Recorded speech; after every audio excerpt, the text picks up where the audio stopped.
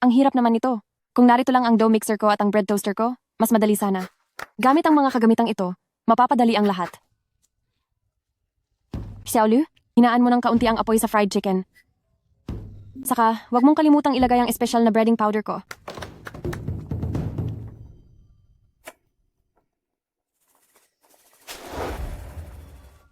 Miss, ang fried chicken nyo.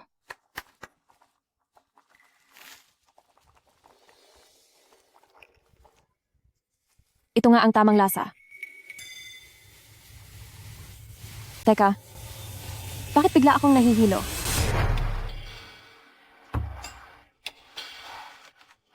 Matchmaker song, nabalitaan ko na si Prefecto Lee ay nasa 40 hanggang 50 taon na ang edad. At kapag ikinasal si Miss Dawn, natatakot ako na baka. Kahit para sa ano paman, ang mahalaga ay hindi lugi si Miss sa kasal na ito. Malaki ang ibinigay na pabor kay pamilyang yun. Ang taong si pamilyang yun na ito, ibinenta niya ang sariling anak para sa sariling interes, ngunit ang galing pa niyang magdahilan. Ako ang babaeng magiging best actress. Hindi ko pwedeng sayangin ang oras ko sa kanila para lang gamiting panlunas sa isang matandang lalaki.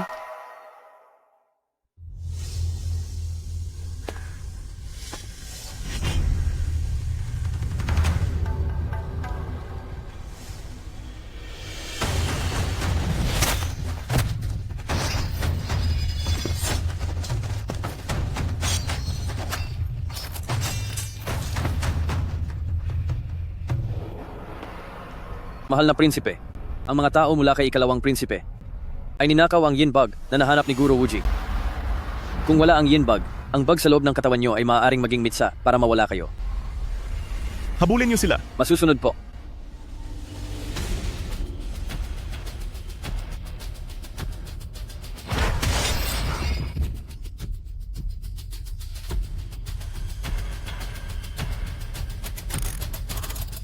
Mahal na prinsipe, narito na po ang yin bug.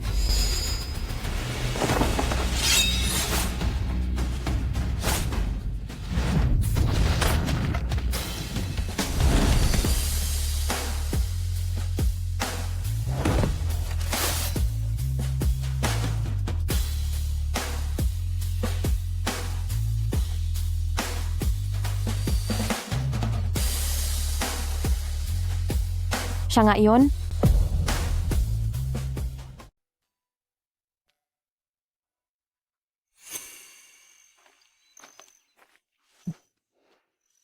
Xiaojin, sabi ko naman sa'yo, hindi mo na kailangang sumama sa acting class ko. Nag-apply ka na para mag-leave sa eskwela, kaya dapat ay magpahinga ka na lang ng mabuti. Ang pagpapagaling ng iyong katawan ang iyong pangunahing prioridad. Kung napapagod ka, mahiga ka muna at matulog. Hindi ako napapagod. 3, 2. Sige na. Makikinig na ako sa asawa ko para humaba ang buhay ko. Ang pangunahing prioridad ko ay ang titigan ka pa ng matagal. Kahit saglit lang.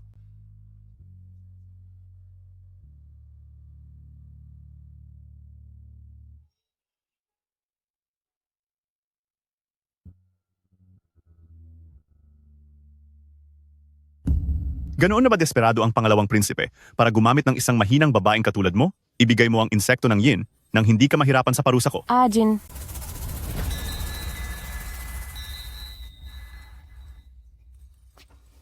Siya na ang nagsisilbing host ng insekto ng yin. Ano ang ibig sabihin ng host ng insekto ng yin?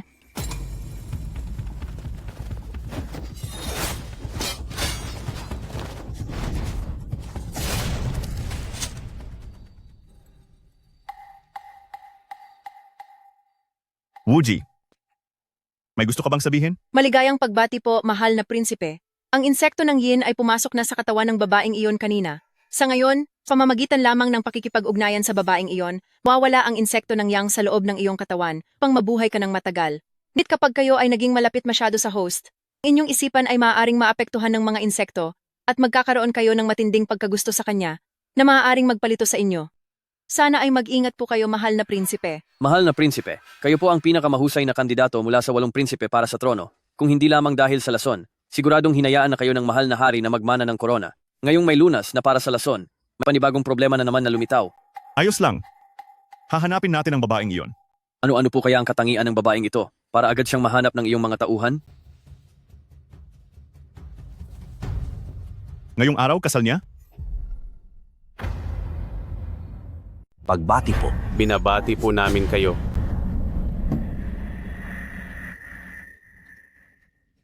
Kamahalan Ding Baywang, anong nagdala sa inyo rito?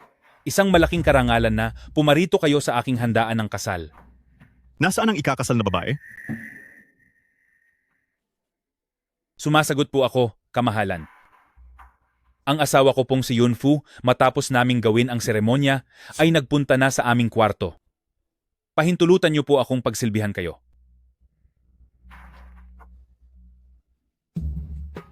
$1,000. $2,000. Yayaman na ako. Mahal ko, hintayin mo lang ako. Pupunta na ako riyan para sa'yo. Dahil sa mga ito, hindi ko na kailangang mag-alala na mawala ng pera pag alis ko sa mansyon ng Lee.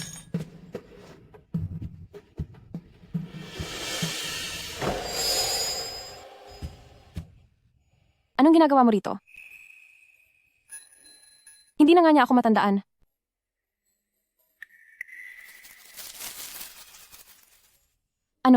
Anong nangyayari sa'yo?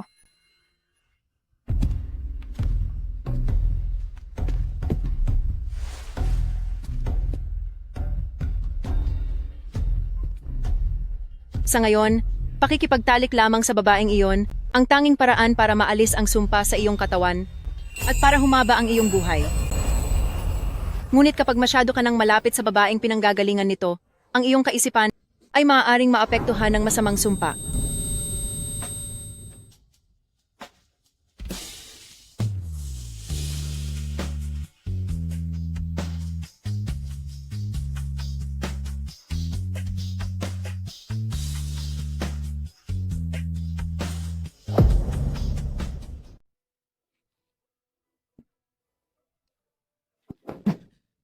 Hintay mo na. Parang awa mo na. Sandali lang po. Pag-usapan natin ito ng maayos. Pera ba o ako ang kailangan mo?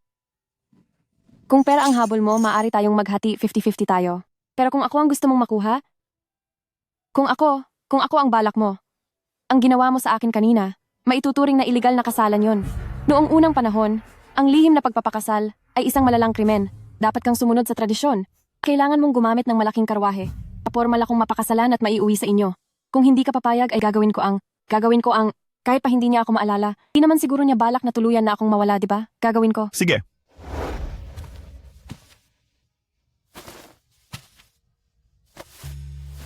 Kung gusto mo ng formal na pagkilala, bukas ay pupunta ako sa pamilyang yon para mamalakaya para sa isang marangyang selebrasyon ng ating kasal. Dapat ay maaga kang pumunta doon. Siya nga pala, ano ang ipapakilala mo bilang sarili mo? Gusto kasi ng pamilya ko na gamitin ako para pasayahin ang gobernador. Kaya tiyak na hindi sila madaling papayag sa atin. Pagdating ko doon bukas, malalaman mo rin po kung sino talaga ako.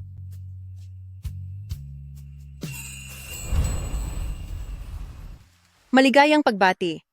Mahal na prinsipe, basta't makasama niyo ang babaeng ito at mawala ang bisa ng lason, ang pag-akyat niyo sa trono ay magiging madali na lamang para sa inyo. Subalit, kailangan ko po kayong paalalahanan. Ang taglay ninyong enerhiya ay likas na kalaban ng kanyang enerhiya. Dahil siya ang napiling sisidlan, mas na maging isa kayo, siguradong masisira ang kanyang pangangatawan. Maaring malumpo siya habang buhay. O mas malala pa, maaari siyang mawala sa atin. Kung mangyari man yon, bigyan siya ng isang marangyang libing.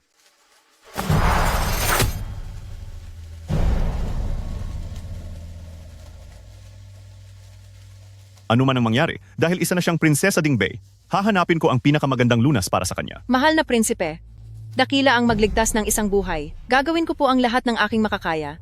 Pero masyadong delikado ang sitwasyon na ito. Kung talagang walang ibang paraan, sana ay mas pahalagahan niyo po ang ating dakilang mithiin.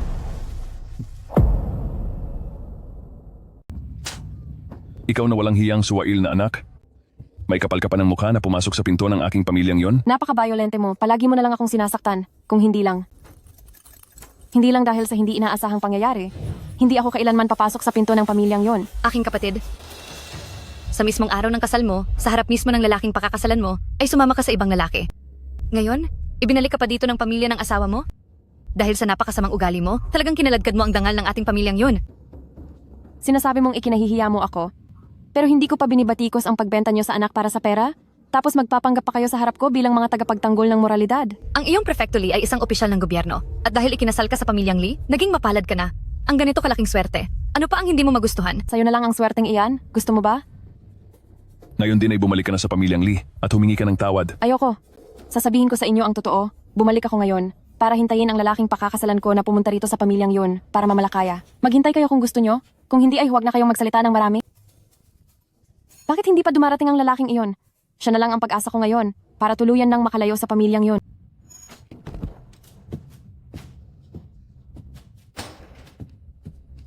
Ang batang si Yunfu ay sumama sa ibang lalaki sa gabi ng kasal, napakawalang hiya, isang malaking kahihiyan sa pamilya. Ayon sa batas ng ating pamilyang yun, paparusahan ka sa harap ng marami.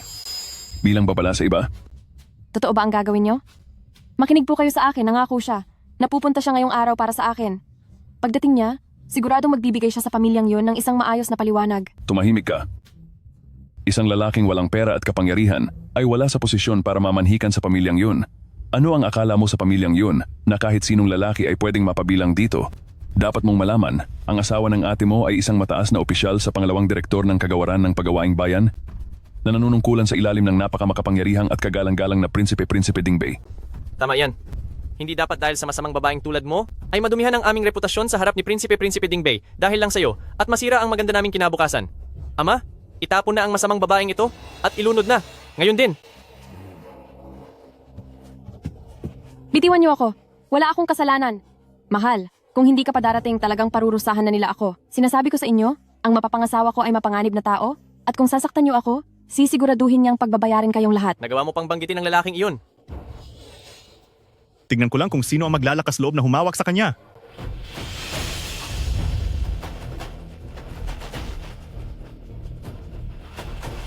Si Prinsipe Dingbei at si Xiao Jin ay may dalang 10,000 gintong barya, 1,000 pilak, 500 piraso ng mamahaling alahas, 300 ektarya ng lupain para formal na mamanhikan sa pamilyang yun at hingi ng kamay ni Yunfu.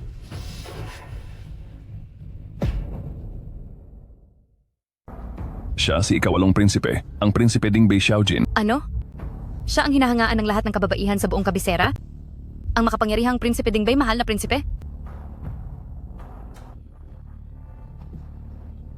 Hindi po namin alam na ang Prinsipe Dingbei mahal na prinsipe ay bibisita sa aming hamak na tahanan. Paumanhin po at hindi namin kayo nasalubong ng maayos. Sana po ay patawarin niyo kami, mahal na prinsipe.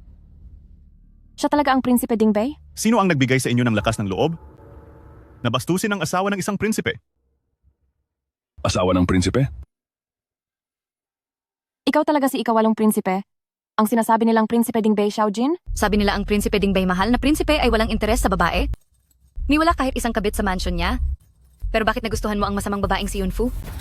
At ang Prinsipe Dingbei ang may pinakamalaking pagkakataong maging hari? Ibig sabihin, sa hinaharap ay posibleng maging reyna si Yunfu? Maging reyna? Talaga ba ang pangarap kong maging reyna sa pag-arte? Dito magkakatotoo? Pumunta ako rito sa araw na ito upang ibigay sa inyo sa pamilyang yun ang mga regalo sa kasal para pakasalan si Yunfu, ngunit sino ang mag-aakalang mangangahas kayong saktan siya? Ang manghamak sa asawa ko, ano ang nararapat na parusa? Maawa Mahal po na kayo. prinsipe. Patawarin Mahal na niyo po kami. prinsipe. Mahal na prinsipe, maawa po kayo. Maawa po kayo, mahal na prinsipe. Wala po kaming alam.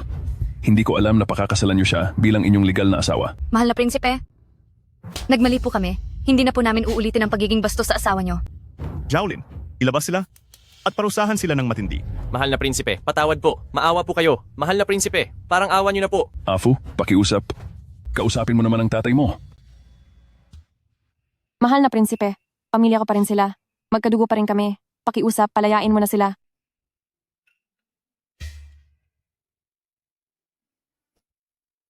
Nagmamakaawa ka sa akin?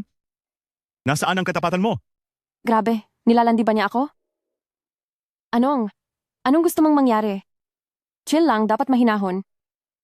Sabi ko pakakasalan kita. Bumalik tayo sa mansion at magpakasal.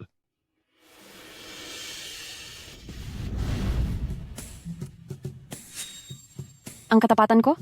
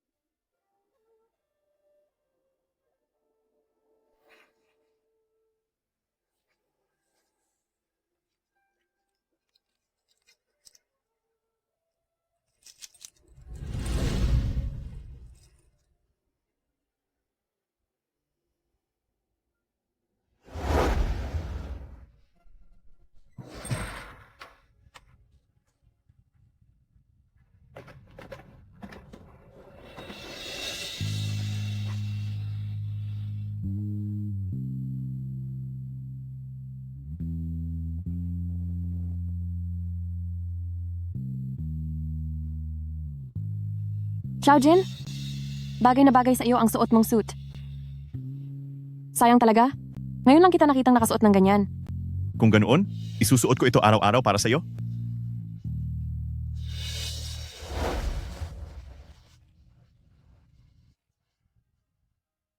Ano sa tingin mo?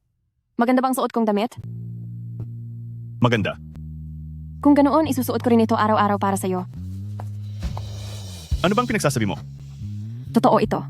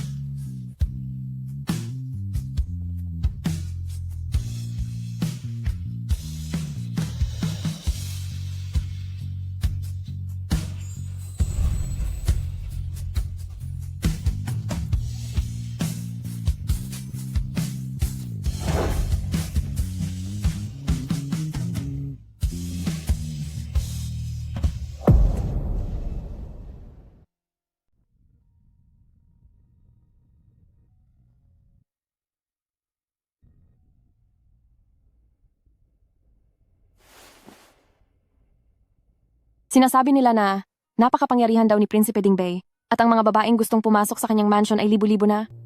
Bakit mo pa ako gustong pakasalan?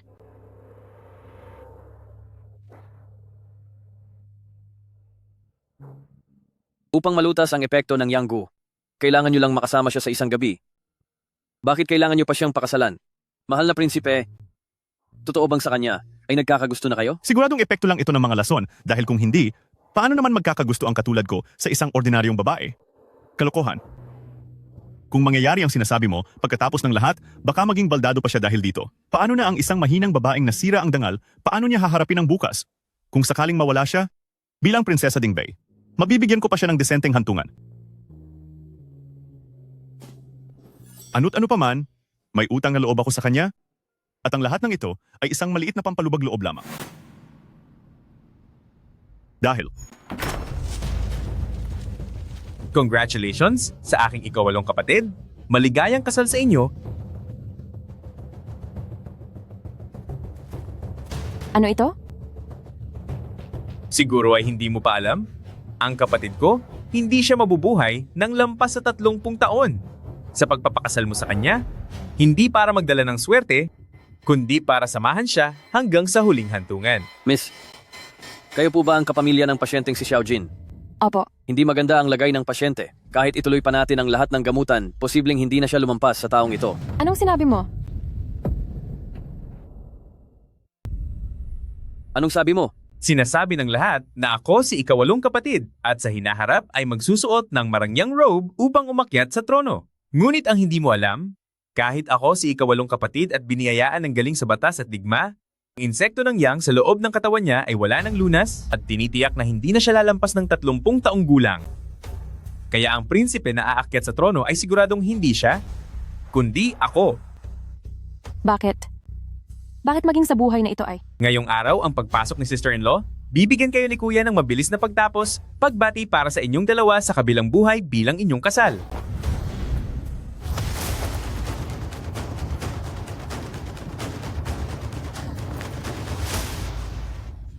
Xiaojin! Mahal na prinsipe, Xiaojin! hindi maganda ito. Ang insekto ng yang, bakit kailangang mangyari ito sa mismong oras na ito? Ang isang taong mawawala na? Para saan pa ang pagpapakasal? Sinasayang mo lang ang gandang taglay mo. Galit ako sa kaniya si ikawalong kapatid kay Gula na lason hanggang buto.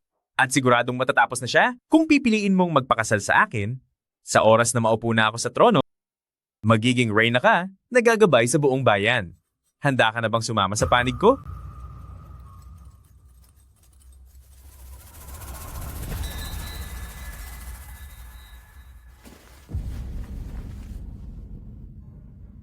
prinsesa, bakit mo nagagawang gawin ito?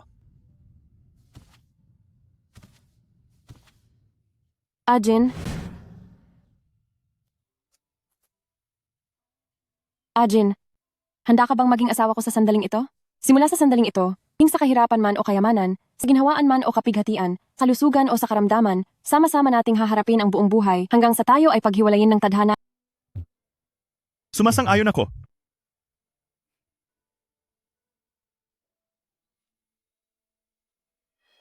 Nagsisisi uli ako. Ayoko ng kayamanan o katanyagan. Hindi ko kailangan ng magandang kinabukasan. Ang gusto ko lang ay maging maayos ang kalusugan mo.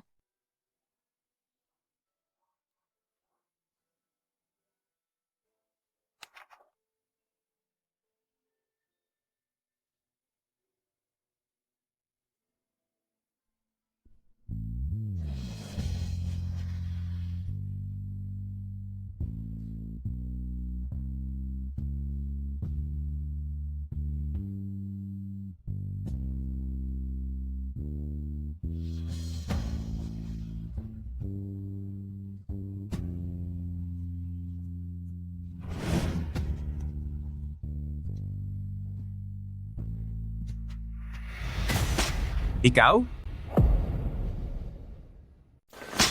Ikaw? Saksi ang langit at ang lupa. Akong si Yunfu ay ikinasal kay Xiaojin. Ngayong araw, ang pangakong ito ay hanggang sa huling hininga. Makinig kang mabuti. Akong si Yunfu ay si Xiaojin, na pinakasalan sa formal na seremonya bilang asawa. Dahil tapos na ang seremonya, sa buong buhay ko ay magiging kanya na ako. At ikaw? Ang bawat salitang sasabihin mo, ang bawat pangungusap mo, para sa akin, si Yunfu ay walang halaga. Walang hiya ka? Binibigyan na kita ng kayamanan, pero ayaw mo, hindi mo alam kung paano rumespeto. Balita ko, si ikalawang prinsipe ay gagawin ang lahat makuha lang ang trono, kahit na gumamit pa ng masasamang paraan, na nanuhol ng mga opisyal at ng aabuso sa buwis, dahilan para maghirap ang mga mamamayan.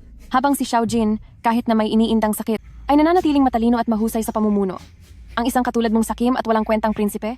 Anong karapatan mong ihambing ang sarili mo sa kanya? Magbabayad ka sa ginagawa mo.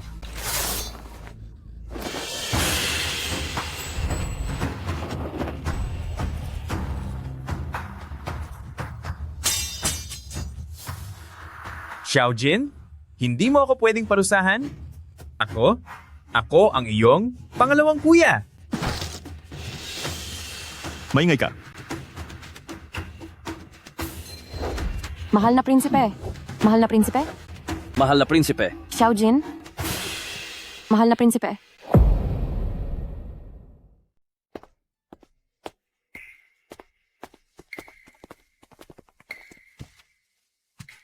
Saan po kayo pupunta? Pwede niyo po ba akong isama? Masyado pong malakas ang pag-atake ng lason sa loob ng prinsipe, malubha ang kanyang kondisyon, at kailangan niyang magpahinga sa templo, baka ilang araw pa bago siya makabalik ng mansyon. Kakaluto ko lang po ng sabaw ng manok. Ito ay isang special recipe na pampalakas ng katawan. Dalhin niyo na po ito. Prinsesa, ang mga sabaw na gaya nito ay pabigat lang sa biyahe, at saka, nandito tayo sa kabisera, kahit saan ay may nagtitinda ng sabaw ng manok.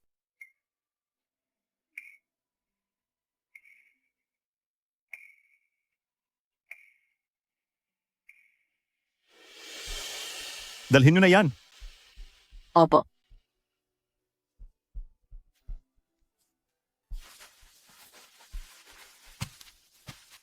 Nani, sabi nila ay nalason daw ng kakaibang sumpa ang prinsipe. May paraan ba para gumaling siya? Prinsesa, may hindi po kayo nalalaman? Para lang gumaling at mabuhay ang prinsipe, kaya niya kayo pinakasalan? Anong ibig mong sabihin? Dahil kayo po ang may dala ng kailangang lunas. Sabi ni Grandmaster, kapag nagsama na kayo bilang mag-asawa, doon lang mawawala ang lason sa prinsipe at hahaba ang kanyang buhay upang maayos siyang makaupo sa trono. Anong klaseng kakaibang lason ito? Ibig sabihin, kapag ginawa namin ang bagay na iyon ng prinsipe, hindi lang siya magiging malusog at hahaba ang buhay, kundi magiging karapat-dapat din siyang maging hari? Eksakto po. Isang malaking karangalan na kayo ang prinsesa ng prinsipe, masuwerte ang prinsipe, at masuwerte rin ang buong mundo. May liligtas ba talaga siya niyon? Sana naging ganoon din kadaling gamutin ang sakit ni Xiaojin noon. Mahal na prinsipe, ang lason ay umabot na sa inyong puso. Napakamapanganib na ng inyong sitwasyon. Kailangang masamahan niyo na agad si prinsesa bilang asawa, kahit pamanganib ang kanyang buhay dahil dito.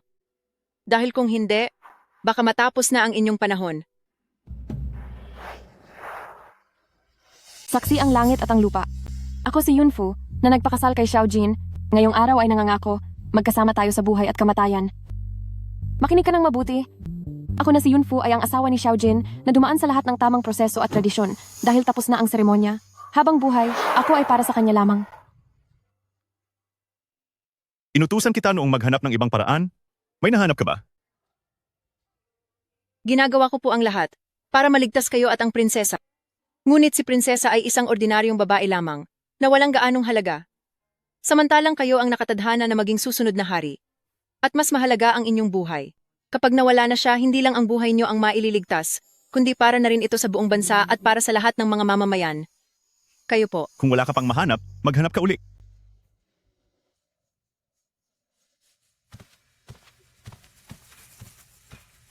Napansin ko na malungkot siya nitong mga nakaraang araw. Pumunta ka sa bodega at kumuha ng mga alahas. Iyon ang hilig niya noon pa man. Ngunit sobrang daming ginto at pilak sa loob. Kailangang mamili ng ilang mga gamit doon. Anong uri po ng disenyo ang gusto nyo? Hayaan mo siyang mamili. Basta kung ano ang magugustuhan niya.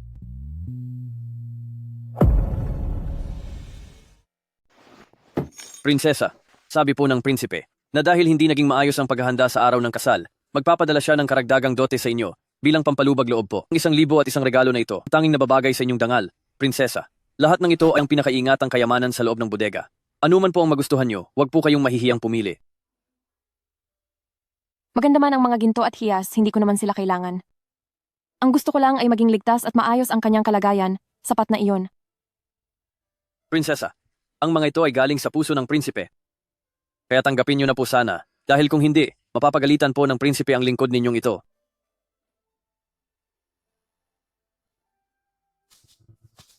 Kung mayroon na kaming ganito kalaking pera noon, hindi na sana niya kailangang makisiksik sa akin sa madumi at magulong silid sa ilalim ng lupa.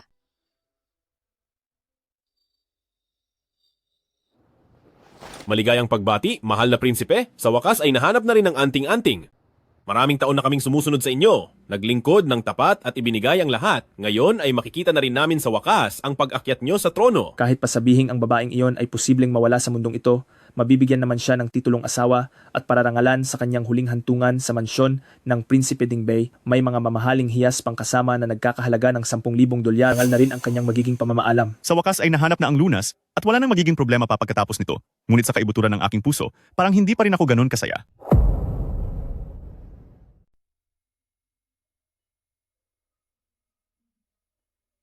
Sinasabi nila na ang mga puting plum blossom sa mansyon ng Prinsipe Dingbei ay isa sa mga pinakamagandang tanawin sa Kapitolyo. Ngunit sayang at karamihan sa mga tao ay walang pagkakataong makita ang mga ito. Ayon sa usap-usapan, ang paghiling sa puno ng bulaklak ay makapagbibigay sa iyong minamahal ng kayamanan at kaligtasan.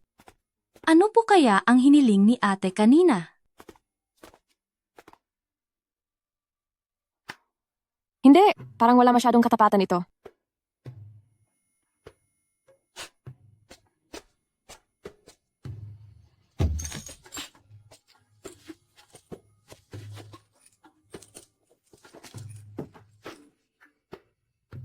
Tila galing ito sa direksyon ng looban ng asawa ng prinsipe.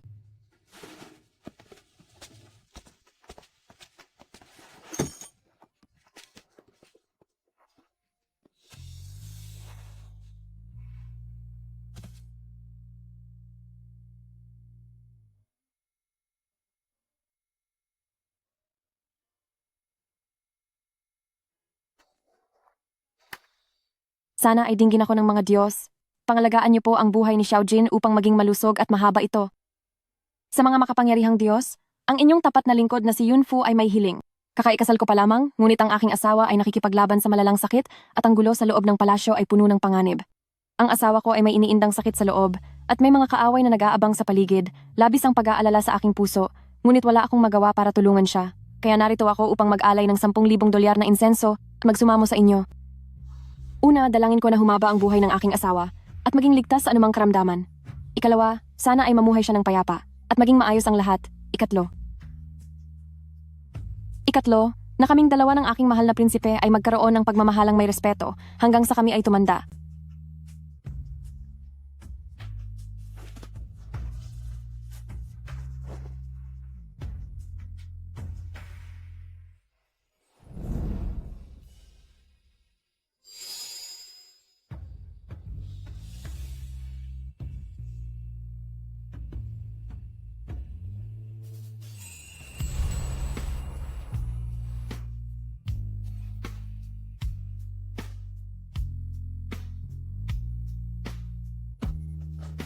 Mahal na prinsipe,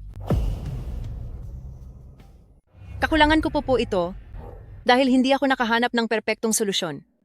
Pero mahal na prinsipe, malapit nang mamaalam ang mahal na hari at ang iba pang mga prinsipe ay nakahanda na ang mga hukbo sa labas ng lungsod. Kung hindi pa kayo magsasama ng inyong asawa para maalis ang lason sa inyong katawan, nangangamba po ako na hindi kayo makakaakyat sa trono ng maayos. Alam ko iyan. Mahal na prinsipe, huwag niyo nang intindihin ang maliliit na bagay sa pagkamit ng tagumpay. Kilala kayo sa pagiging mapagpasya.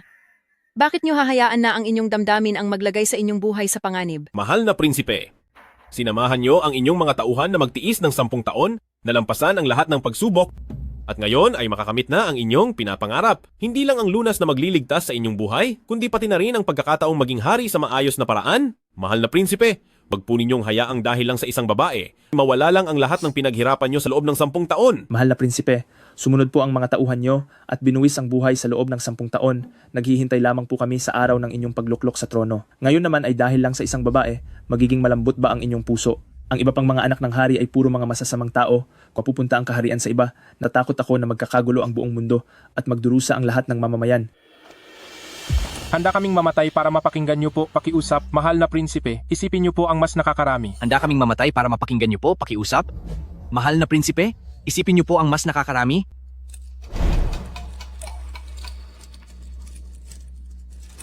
Kung magdedesisyon ang prinsipe na pumili ng isa at talikuran ang kaharian, para lang mamatay dahil sa isang babae ngayong gabi, kung ganoon ay hindi na rin kami mabubuhay pa. Maraming salamat sa ilang taong paggabay niyo dahil sa inyong pagsasakripisyo ng ilang dekada sa kabilang buhay po. Mauuna na kami. Tama na.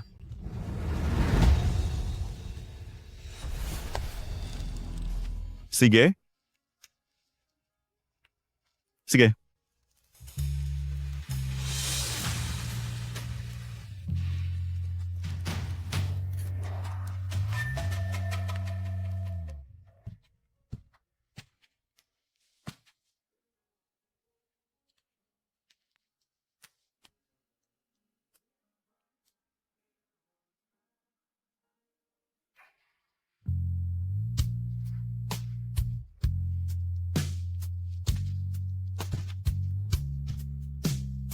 Mahal na prinsipe, nandiyan na pala kayo? Afu, anong ginagawa mo? Ito ang gabi ng ating kasal. Xiaojin, sa pagkakataong ito, kailangan kitang iligtas. Alam ko na po na kailangan nating magsama para mailigtas ang buhay niyo.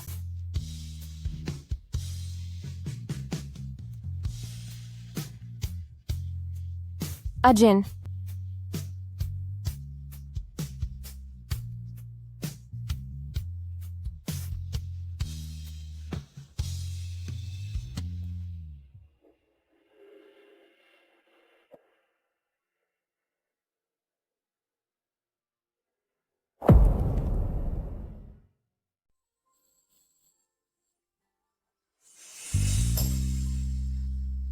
nung araw na iyon, hindi pa tayo nakapag-toast para sa kasal natin. Sige.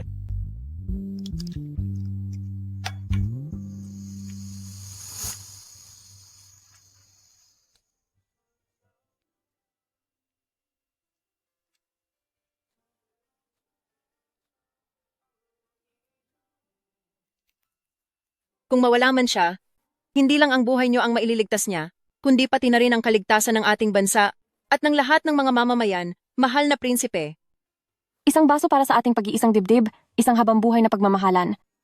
Sasamahan kita sa hirap at ginhawa, mananatili tayong tapat at magkasama.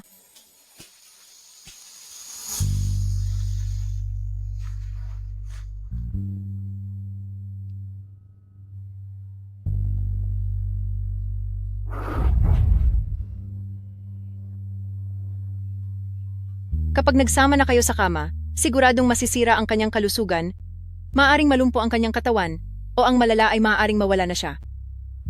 Ako si Yunfu at asawa ako ni Xiaojin. Pinakasalan niya ako sa marangal na paraan. Dahil tapos na ang seremonya, sa buong buhay ko, ako ay magiging kanya na.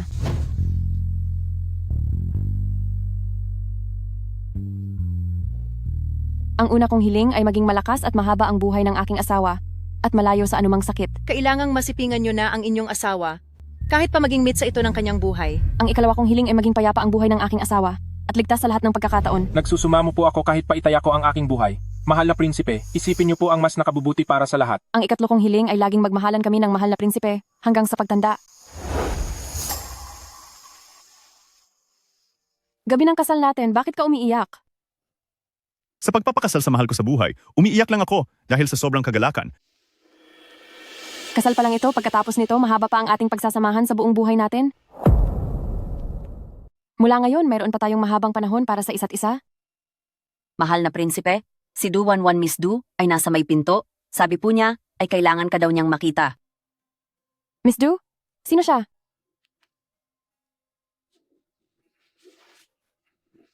Xiaojin, kasal natin ngayong gabi. Sa ibang araw na lang. Bigla kong naramdamang hindi mabuti ang aking katawan ngayong gabi.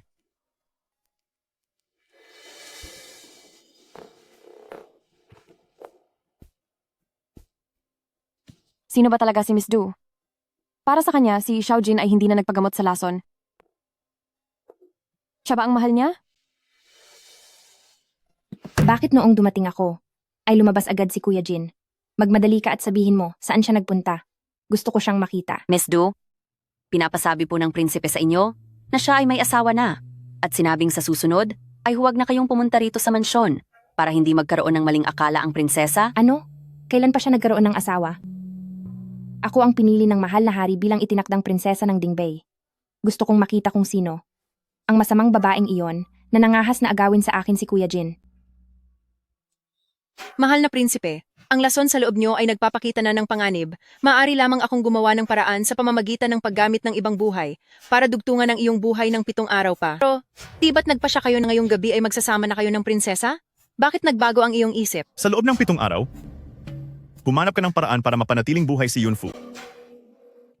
Mahal na prinsipe, may nararamdaman na ba kayo para sa prinsesa? Paano kung oo? Ang pagsasama ng dalawang magkaibang puwersa ay may dulot na kapahamakan.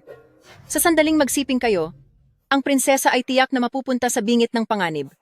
Guguluhin ng lason ang isipan ng may dala nito. Sana po ay pag-isipan nyo itong mabuti. Kapag nawala na ang lason sa inyong katawan, malaman nyo rin ang tinatawag na pag-ibig, isang maling akala lamang. Wuji, hindi ako nagpapanatili ng mga taong walang silbi sa ilalim ko. Naiintindihan ko po. Nitong nakaraan ay may nahanap akong paraan, ngunit ang proseso ay sadyang napakamapanganib.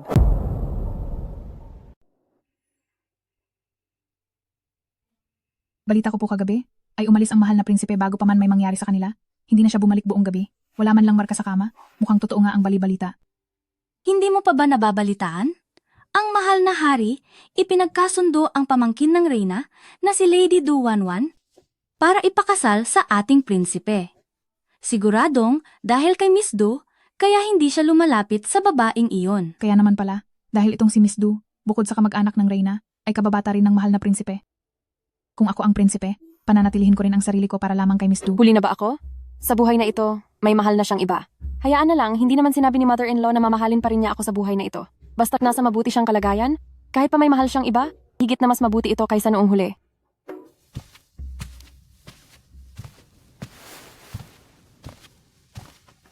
Nandyan ka na pala? Bakit hindi mo sinasamahan ang iyong Miss Du? Magkakilala lang kami simula pagkabata. Wala kaming kahit na anong relasyon. Wala kaming relasyon. Napaka-playboy mo. Walang anuman? Kahit ang unang gabi ng kasal ay nagawa mong talikuran, talagang wala ngang halaga sa iyo. Afu, huwag ka sanang magduda, hindi ako pumunta para makipagkita sa kahit na sinong Miss Du kagabi. Mahabang kwento ito. Sa pagbabalik ko pagkatapos ng 7 araw, magbibigay ako ng paliwanag sa iyo. 7 araw? Saan pupunta ang mahal na prinsipe? Afu, manatili ka na lang muna dito at maghintay. Kakaiba, saan naman kaya siya pupunta? Mahal na reyna, kailangan po ninyong tulungan ang inyong pamangkin. Kagabi, pumunta ako sa mansyon ng Prinsipe Dingbei para hanapin si Kuya Jin, pero nabalitaan ko na ikinasal na pala siya sa isang babaeng hindi ko alam kung saan nanggaling, isang masamang babae. Ang alam ko lang ay ang pangalan niyang Yunfu. Mahal na reyna, nakuha niyang akitin si Kuya Jin at ninakaw ang posisyon ko bilang opisyal na asawa. Ano? Ikaw ang mismong pamangkin ko at ang hari mismo ang nag-utos na ikaw ang maging opisyal na asawa ni ikawalong prinsipe. Yunfu, isang hamak na babae na hindi ko man lang narinig ang pangalan, nagawa niyang maging mapangahas para bastusin ka. Uno ko Zhang,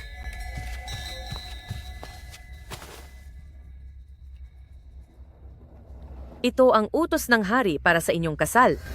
Kunin mo ito, bumalik ka sa mansyon ng Prinsipe Dingbei, bawiin mo ang iyong titulo, at bigyan mo ang babaeng iyon ng nararapat na parusa. Ang Wanwan na ito ay nagpapasalamat sa hari at sa mahal na reyna sa biyayang ito. Yunfu, hawak ko na ang kautusang ito. Tingnan natin kung paano ka palalaban sa akin.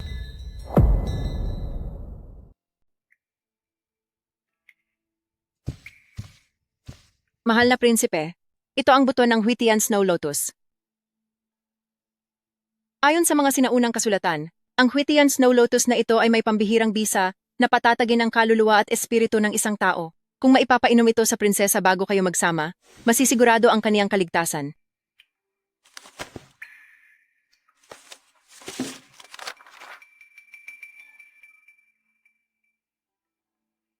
Napakabuting balita dahil dito, kami ni Yunfu ay kapwa mananatiling ligtas at mabubuhay. Subalit, para bumuka ang bulaklak ng Huitian Snow Lotus, kailangang gamitan ng dugo mula sa puso ng isang taong tapat upang diligin at alagaan ito sa loob ng 7 araw nang walang patid. Dugo mula sa puso.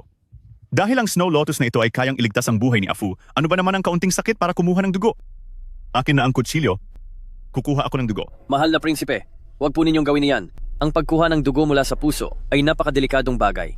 At kailangan gawin pa ito ng 7 araw. Huwag po ninyong itaya ang inyong buhay para lang iligtas ang prinsesa. Tama po siya, prinsipe. Kahit pa handa kayong mag-alay ng dugo para alagaan ang buto ng Huitian Snow Lotus, pagkatapos ng 7 araw, hindi pa sigurado kung tutubo ito dahil depende ito sa katapatan at sa kapalaran ng nag-aalay. Kapag hindi ito itinadhana, di lang mabibigo na iligtas ang prinsesa, mapapahamak pa ng husto ang inyong katawan.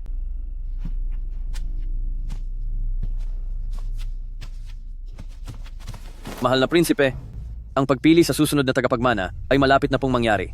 Kapag may nangyaring masama sa inyo, ang lahat ng inyong nakamit sa loob ng mahigit 10 taon ay mauuwi lang sa wala. Kasama ko kayong sumabak sa mga panganib sa loob ng mahigit 10 taon, dapat mas alam ninyo ito.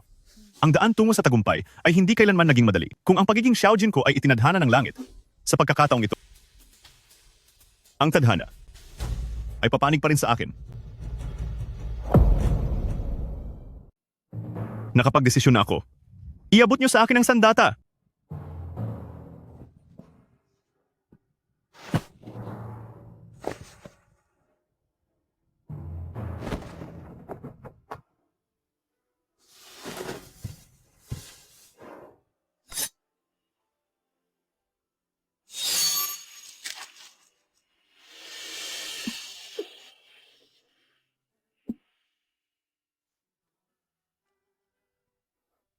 Maraming babaeng nagnanais na pumasok sa buhay ng isang mansyon ng Prinsipe Dingbei, ang libu-libong iba pa.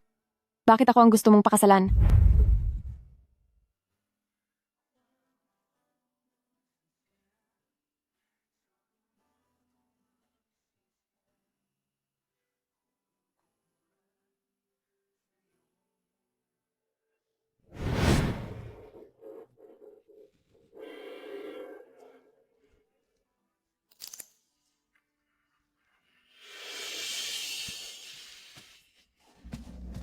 Sa prinsesa, may masamang nangyari po.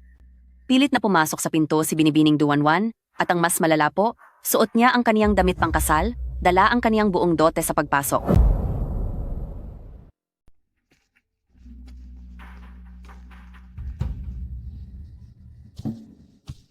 Ikaw ba si Duwanwan?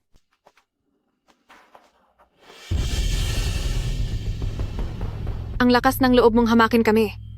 Nakaharap mo na si Prinsesa Dingbei at nangangahas kang hindi magbigay ng galang. Ikaw si Prinsesa Dingbei? Kung ganoon, sino ako?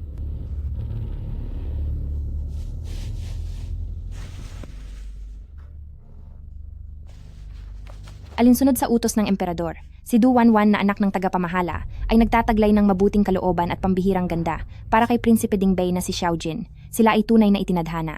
Upang pag-isahin ang magkasintahan, pinag-uutos na ang anak ni pamilyang Du na si Du Wanwan ipakakasal kay Prinsipe Dingbei bilang katuwang sa buhay. Ito ang utos.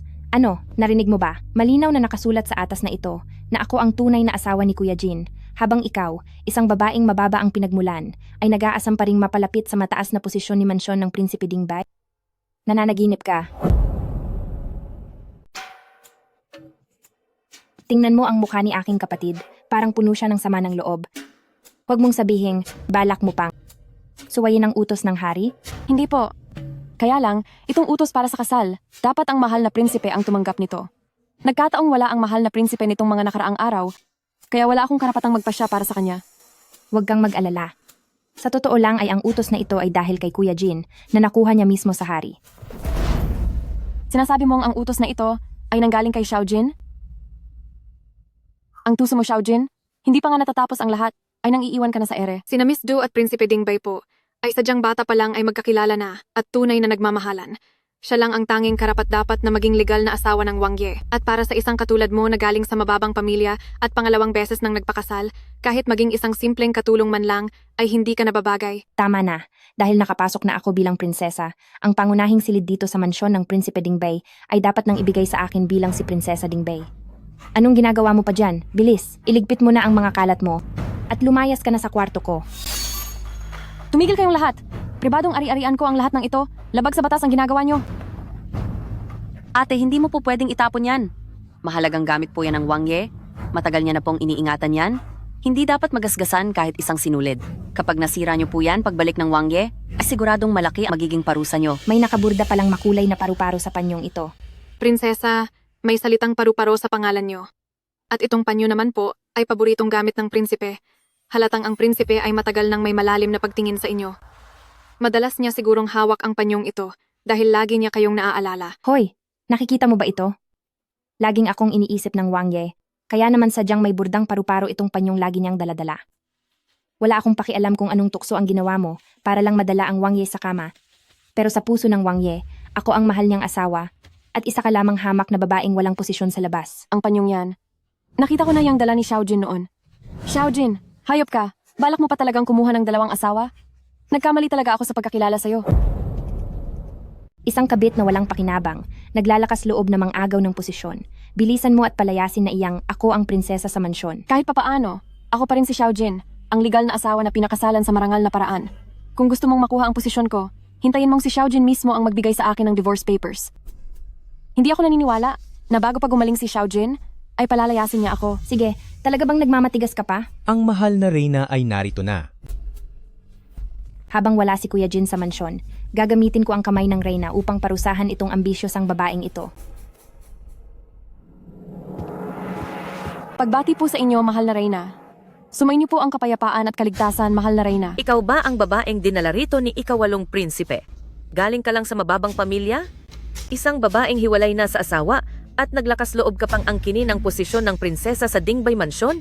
Hindi mo lang pinahiya ang pamilyang Xiao, kundi maging ang sarili mong angkan. Ano naman kung pangalawang asawa na ako? Hindi naman ako sa'yo nagpakasal. Ang dumi ng utak mo. Wanwan ay bumabati sa mahal na reyna. Patawad po kung nahuli si Wanwan ng dating. Dahil po kasi ito sa sobrang hapdi ng sunog sa aking kamay, nagmadali lang pong maggamot si Wanwan. Kaya naman nahuli po ako sa pagbati sa inyo, mahal na reyna. Ipakita mo agad sa akin.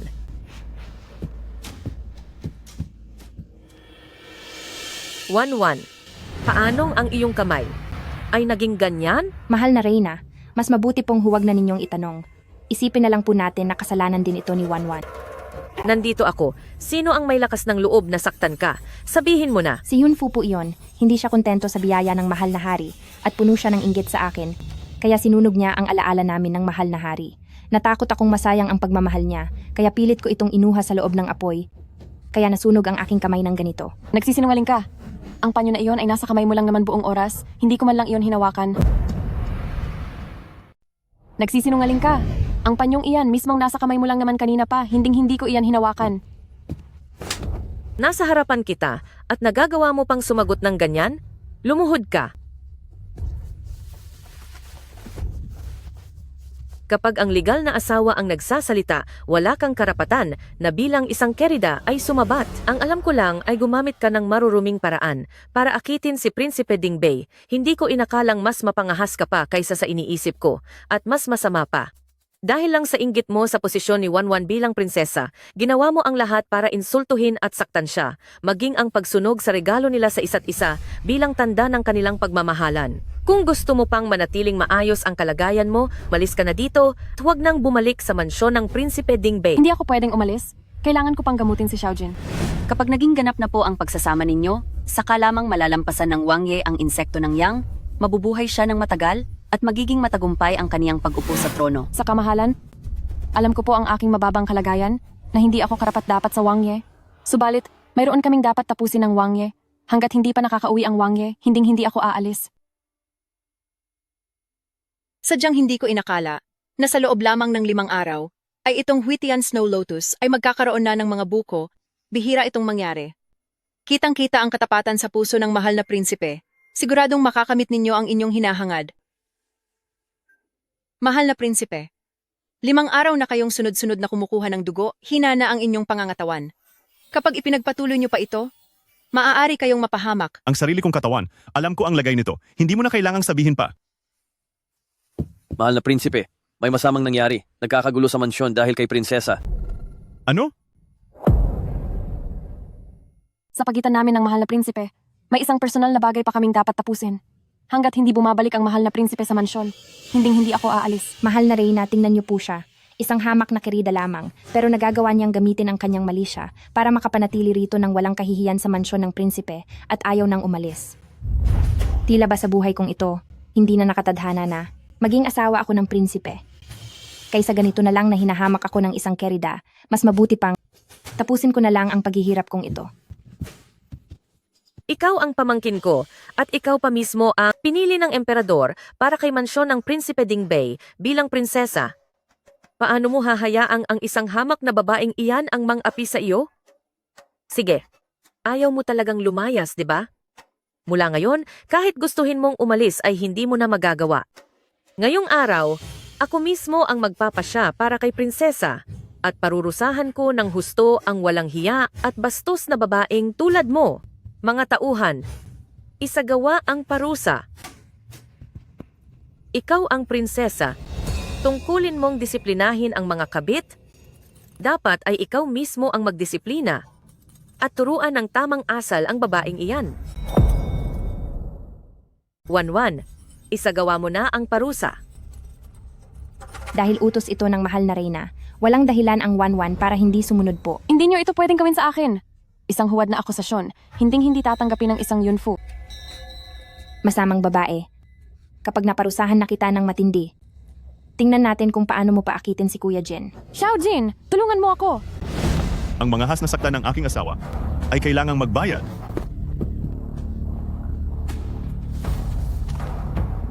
Xiao Jin, si Wanwan ay itinalaga ng mahal na hari bilang iyong tunay na asawa at siya naman ay isa lamang tagong kabit na walang kahihiyan. Handa kang magmaliit sa iyong tunay na asawa para lang sa isang babaeng tagalabas? Hindi ko alam, mahal na ina, kung saan mo narinig ang sabi-sabi na ang Afu ay aking tagalabas. Siya ang aking tunay na asawa. Kuya Jin, alam ni Wanwan na matagal na akong mahal ni Wanwan. Tingnan mo, ang lagi mong itinatagong panyong ito, ang burda nitong paru-paro, hindi ba ginagamit mo ito para maalala ako? Sayang nga lang, dahil ang ating tanda ng pagmamahalan ay nasunog na ng ganito. Sino ang nagsunog nito? Sino ang sumunog nito? Ito po ay Magtatanong ako muli, sino ang sumunog nito? si Yunfu po. Malinaw na ikaw ang gumawa ng eksenang ito. Mahal na prinsipe, kahit alam kong galing ako sa mababang pamilya at hindi karapat-dapat sa posisyon ng legal na asawa, hinding-hinding ko kailanman gagawin ang manghimasok sa relasyon ng ibang tao. Sa isang salita mo lang, hindi na ako mangungulit. Iniisip ba ng aking asawa na ito ay regalo namin ni Miss Du sa isa't isa bilang tanda ng pag-ibig? Bakit hindi ba? Kuya Jin, anong ibig mong sabihin? Mukhang sadyang nakakalimot ka na. Ito ang tanda noong una tayong magkita.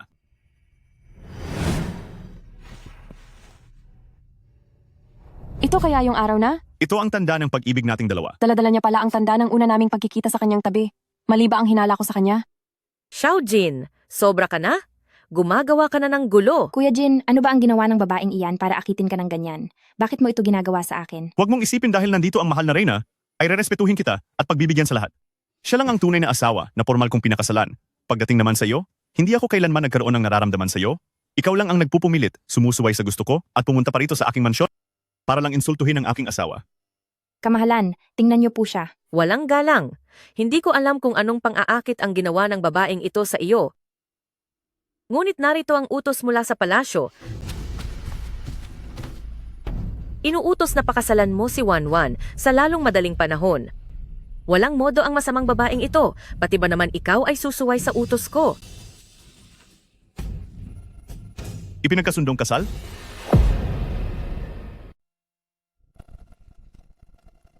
Kasal mula sa hari? Tignan mong mabuti, nakasulat dito ng malinaw, inuutusan kitang magpakasal agad kay Wanwan, pinapayuhan kita.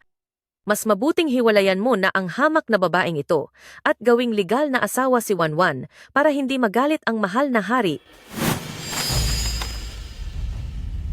Ikaw, paano mo nakuha na itapon ang utos ng iyong ama? Wala kang utang na loob. Huwag kang padalos-dalos. Ito ay utos mula sa hari. Masyado nang matanda ang aking ama. Nagkamali pa siya sa pagsulat ng kautusan. Kaya ako naman, pakiusap ko po sa aking ina na sabihin sa ama na gawan uli ako ng bagong utos na kilalanin si Yunfu bilang kaisa-isa kong legal na asawa. Sa habang buhay na ito, hindi na ako kailanman magpapakasal sa iba. Maling inakala ko si Xiaojin. Hindi ko inasahang gagawin niya ang lahat ng ito para sa akin. Sige. Hindi lang dahil tinapon mo ang utos ng iyong ama, pinipilit mo pa ang iyong ama na gumawa ng panibagong utos para ipakasal ka sa hamak na babaeng iyan. Suwail kang anak, nagmamarunong ka na ba sa amin? Sige. Dahil na rin sa matanda na at may sakit ang aking ama, hindi ko na po siya kailangang gambalain.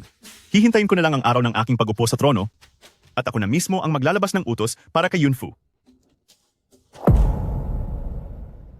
Ito ay pagsuway. Pagsuway. Masyado na kayong lumalabis. Narito ako, ang inyong reyna. Ngunit nagagawa niyo pa ring maging matigas ang ulo at magsalita ng ganyan. Reyna, kayo pa rin ang reyna sa ngayon. Ngunit nakakalungkot na malubha na ang lagay ni ama. At pagdating ng panahon, hindi na po kayo ang magiging reyna, di ba? Siya na ang papalit. Jiaolin, palabasin na ang bisita.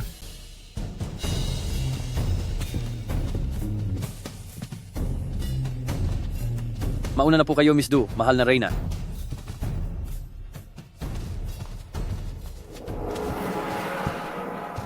Ang walang hiyang si Yunfu.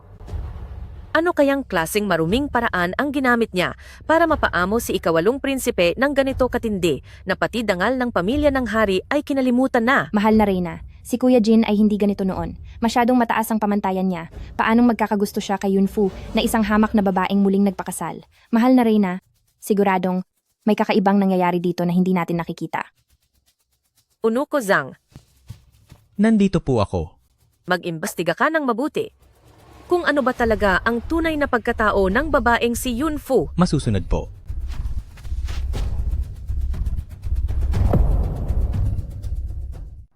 Ikawalong prinsipe. Narito na si Prinsipe Dingbei Xiaojin. Nagbibigay galang po ako sa inyo, ama. Sino ang mag-aakala na bago matapos ang buhay ko ay sinaunang prinsipe at ikapitong prinsipe ay isa pa ring grupo ng mga walang kwenta at pabigat sa bayan? Ang tanging karapat-dapat sa trono na ito ay wala nang iba kundi ikaw, ikawalong prinsipe. Ngunit malapit na ang iyong 30 kaarawan. Ang iyong lason. Huwag po kayong mag-alala, ama. Nahanap ko na ang panlaban dito. Gagaling na ako sa loob ng ilang araw. Makukuha ko ang kapangyarihan at mamumuno ng matagal kasabay ng ating bayan. Ganoon ba?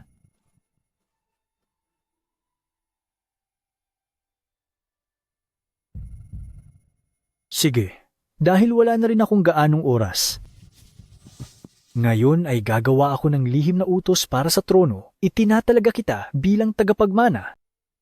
Basta't makalagpas ka sa iyong 30 kaarawan, magkakabisa ang utos na ito. Ngunit kung sakaling hindi ka lumampas sa edad na 30, ang tronong ito ay sa ibang mga prinsipe na mapupunta. Naiintindihan ko po.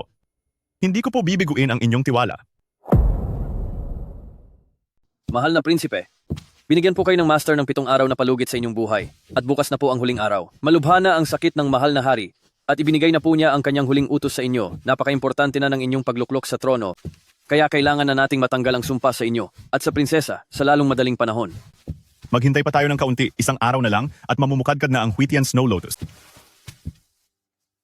Sisiguraduhin ko na ang Afu ay mananatiling buhay kasama ko.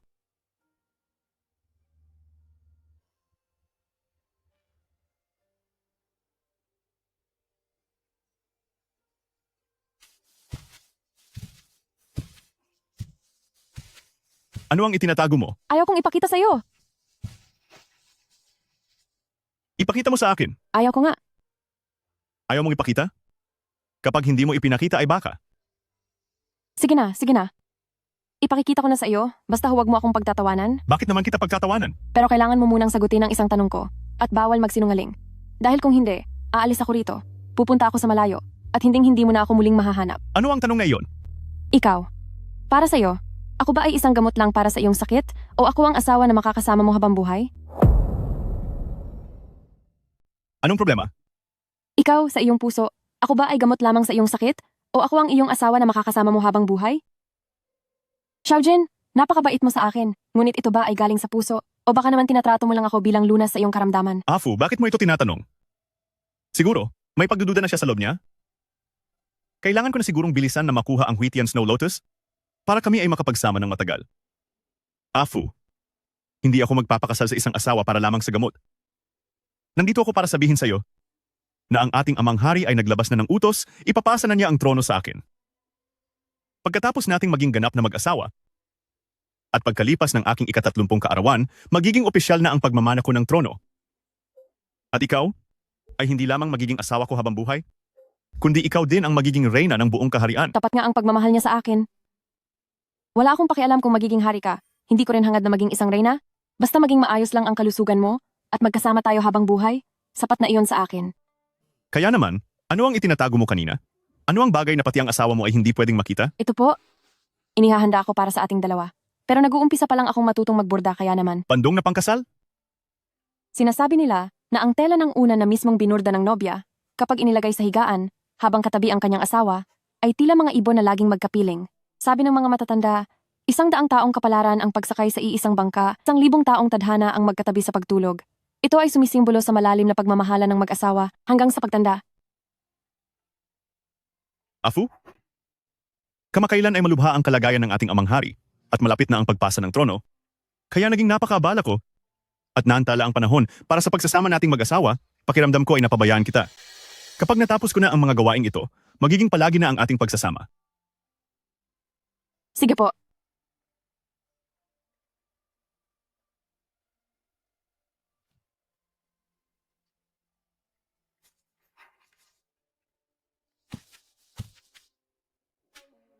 Mahal na Reyna, ang Yunfu ay siya palang may taglay ng insekto ng yin.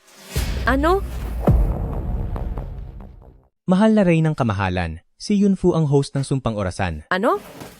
Si Yunfu pala ang host ng Sumpang Orasan. Ang batang iyon na si Xiaojin, nagawa niyang itago ang lahat ng ito ng maayos.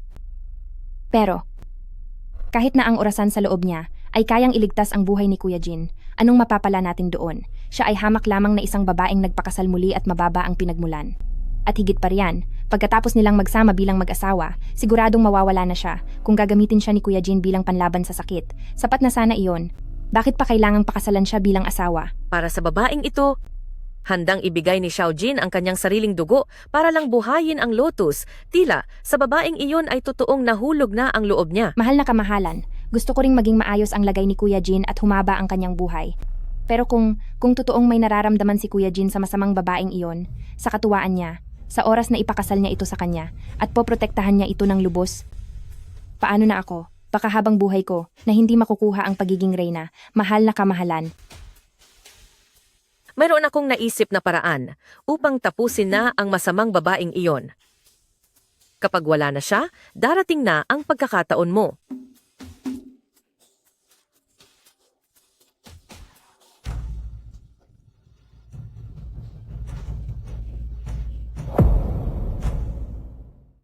Sa wakas, ang Huitian Snow Lotus Pill ay nabuo na rin. Ang kintab ng tableta ay nakakabilib.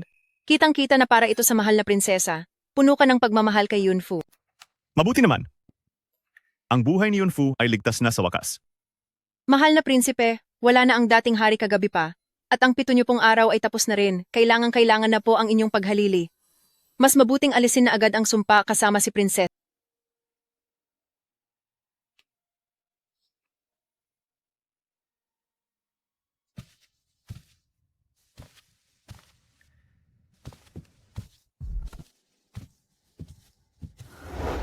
Mabuti na lang at nakapaghanda ako agad. Palihim ko itong ipinalit sa totoong Snow Lotus Pill. Yunfu, sa pagkain mo ng pekeng snow lotus pill na iyan, ito na ang magiging huling araw mo. Dahil ako lang ang dapat na maging asawa niya. Ako lang, si Duwanwan.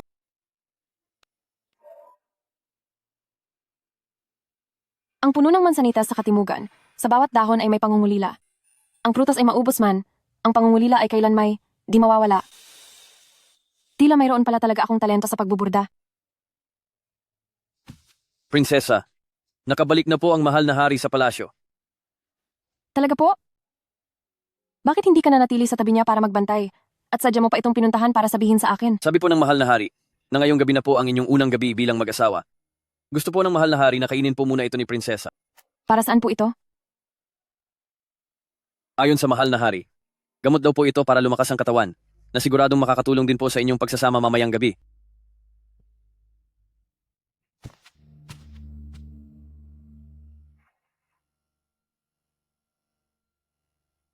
Walang galang talaga.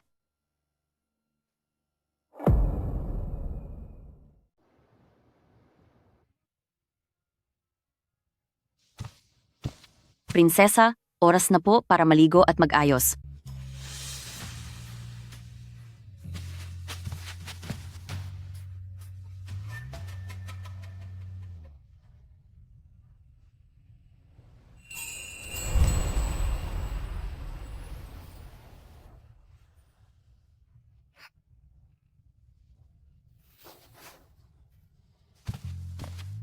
Nani, ibigay mo na sa akin.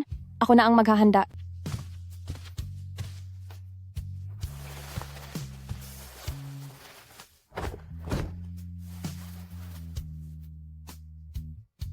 Internal Sutra ng Xuanyang. Ito ang libro ng master para sa gamot niya. Ang sinumang may taglay ng yang nasumpa ay hindi lalampas sa 30 taon ng buhay.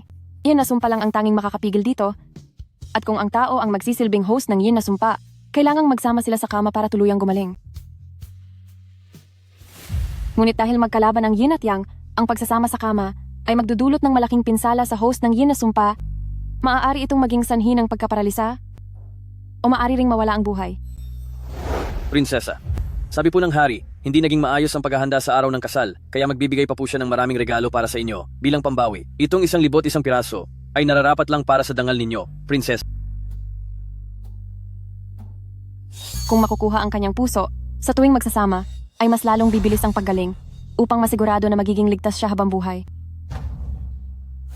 Itinatalaga si Yunfu bilang nag-iisa kong prinsesa. Pangako ko sa buhay na ito na hinding-hindi na ako muling mag-aasawa.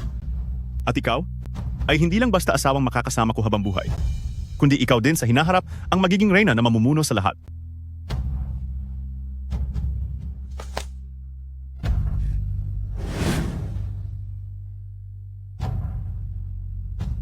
Maraming panganib sa pupuntahan mo? Maliit lang ang tsansang makaligtas ka? Sigurado ka ba talaga? Handa po ako. Sa huli, kahit ikaw si Xiaojin, ngunit hindi ka na ang Xiaojin na pag-aari ko. Kailangan mo lang ako para maligtas ang buhay mo. Bakit hindi mo sinabi sa akin? Alam mo naman na, para sa iyo, hindi ko inaalintana kahit mawala pa ang sarili kong buhay. Afu. Afu. Xiaojin, paano mo nagawa?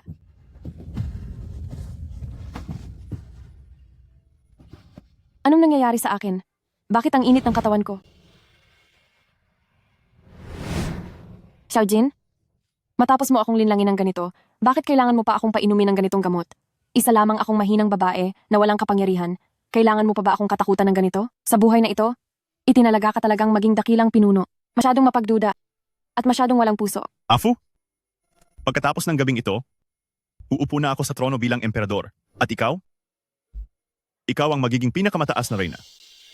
Mabuti na rin iyon. Bukas pag upo mo sa trono, wala na akong pagsisisi sa buhay.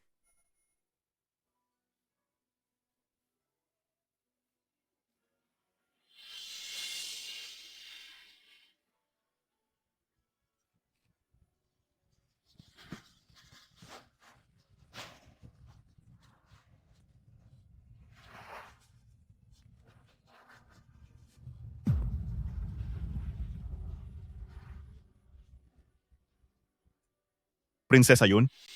Mula nang tayo ay magsama, sa hirap man o ginhawa, tunay ang ating pagmamahalan. Itinalaga kita bilang reyna na mamumuno sa lahat ng kababaihan sa palasyo, magsilbing modelo sa buong mundo. Dahil sa lalim ng aking pag-ibig, hindi na ako magpapakasal pa sa iba. Xiaojin, sa totoo lang ay mas naging maswerte ako kaysa noon. Kahit man lang sa pagkakataong ito ay nailigtas kita.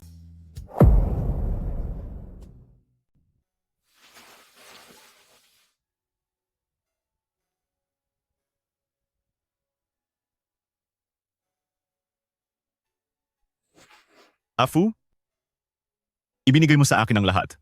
Gagamitin ko ang buong buhay ko para bumawi sa iyo. Mahal na hari, malapit na ang madaling araw. Panahon na po para maghanda para sa inyong pagluklok sa trono. Mahal na hari, dapat na rin pong magbihis at mag-ayos ang reyna para maghanda sa seremonya ng koronasyon. Masyadong pagod si Afu. Hayaan mo muna siyang matulog. Hindi pa huli ang lahat para gisingin siya mamaya. Masusunod po.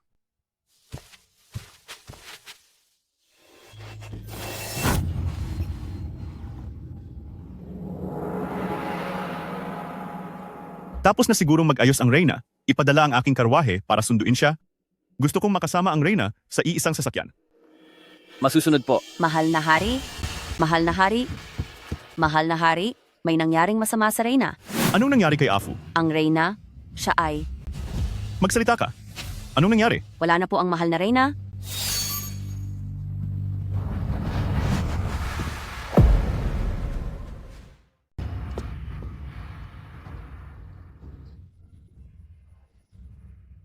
Maliwanag na uminom ka na ng Wheaty and Snow Lotus. Bakit ito nangyayari? Bakit ganito ang nangyari? Afu? Afu? Gumising ka. Nandito na ako. Nandito na ako. Alam kong pilyo ka na gusto mo akong biruin. Bumangon ka na muna at kakalimutan ko na ang lahat. Afu? Afu? Mahal na hari. Lumabas ka. Ang reyna ay kasalukuyan lang na nakikipagbiruan sa akin. Afu, Afu? Afu. Hindi ba't sinabi mo na tatanda tayong magkasama? Bakit mo sinira ang pangako mo? Gumising ka?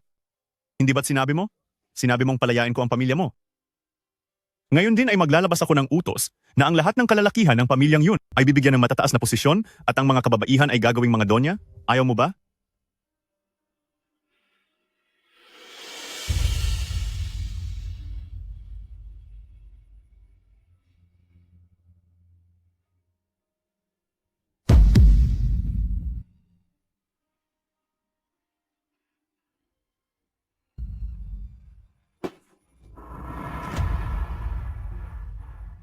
Mahal na hari po. Lumabas ka! Kagagaling lang po ninyo sa lason. Hindi po kayo dapat masyadong malungkot. Inaasahan po na pahalagahan ninyo ang inyong kalusugan. Wala na siya at hindi na mababalik. Hayaan na lang po nating matahimik ang mahal na reyna. Afu? Sinabi mo? Nasasamahan mo ako. Hanggang sa pagtanda. Mahal na hari, tanggapin nyo na po. Hindi na po maaga ang oras. Ang lahat ng mga opisyal ay naghihintay na sa inyo para sa inyong koronasyon.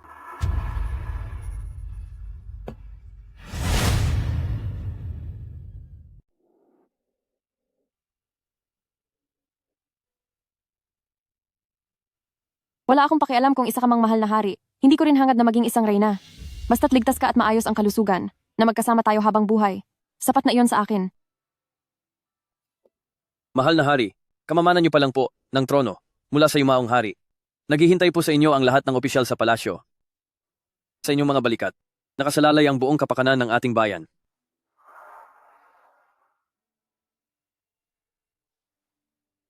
Iparating ang aking utos. Nagkaroon ng lagnat ang reyna kahapon. Hindi maganda ang kanyang pakiramdam. Kaya kailangang ipagpaliban muna ang seremonya ng koronasyon. Magpadala rin ng mabilis na mga mangangabayo. Pumunta kayo sa templong Lanyin at sunduin si Guro Wuji upang gamutin ang reyna. Masusunod po.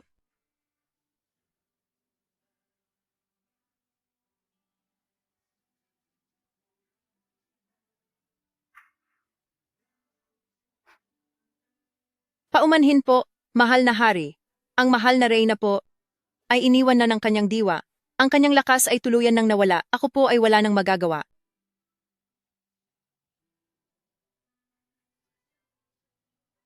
Una, hiling ko para sa aking asawa ay mahaba at malusog na buhay na malayo sa anumang sakit o sakuna. Pangalawa, hiling ko na magkaroon siya ng payapang buhay at maging ligtas sa lahat ng pagkakataon. Pangatlo, siya nga talaga ang mahal na prinsipe. Nais kong kasama ang mahal na prinsipe na maging mapagmahal sa isa't isa at magsama hanggang sa pagtanda.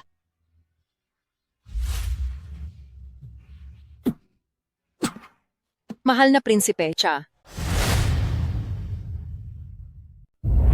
Afu, Gising na po ba kayo, mahal na hari? nasaan si Afu? Dahil nakita ng inang reyna na labis kayong nagdadalamhati at ang mahal na reyna naman ay hindi na maaring magtagal doon. Kaya iniutos niya sa mga opisyal na asikasuhin ang libing ng reyna. Ang labi ng mahal na reyna ay nakahimlay na ngayon sa kanyang himlayan. Sino ang nagpahintulot nito? Kailangan ko siyang makita. Miss Du, hindi ito ang lugar na dapat ninyong puntahan.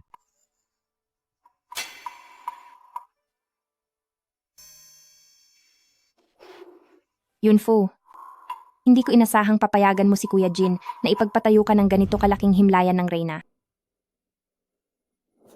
Ang himlayang ito ay sadyang itinayo para kay Reyna Yun. Sa totoo lang, si Reyna Yun ay isang kahabag-habag na tao. Noong ang haring si Dingbei ay bagong upo pa lang sa trono, bigla na lang siyang nawala. Wala ka ng kailangan dito. Maaari ka nang umalis. Pero, inatasan po akong bantayan ang mahal na Reyna rito. Sabi ko umalis ka na.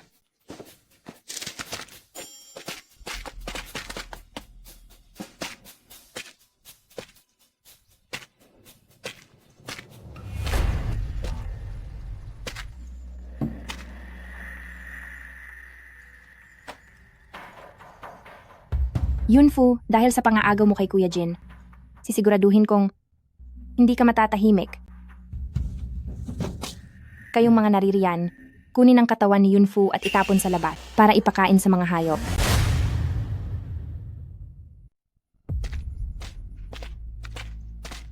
Nasaan si Afu? Nasaan ang aking reyna? Mahal na Kuya Jin, tungkol po sa mahal na reyna, maayos na po siyang nailibing. Nakasarado na ang kabaong at ang lahat ng kanyang gamit ay kasama na rin ng mahal na reyna.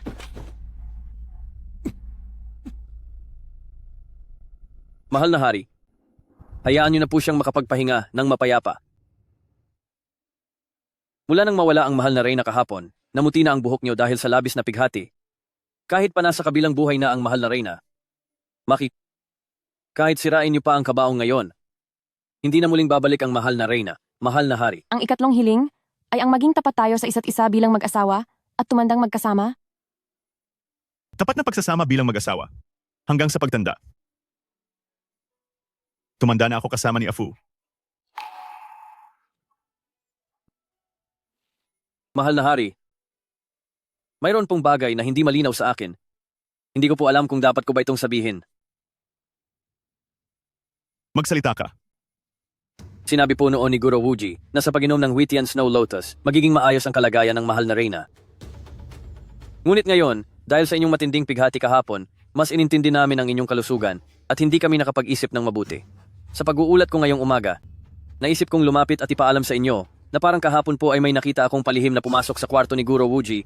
Pakiramdam ko ay may mali rito.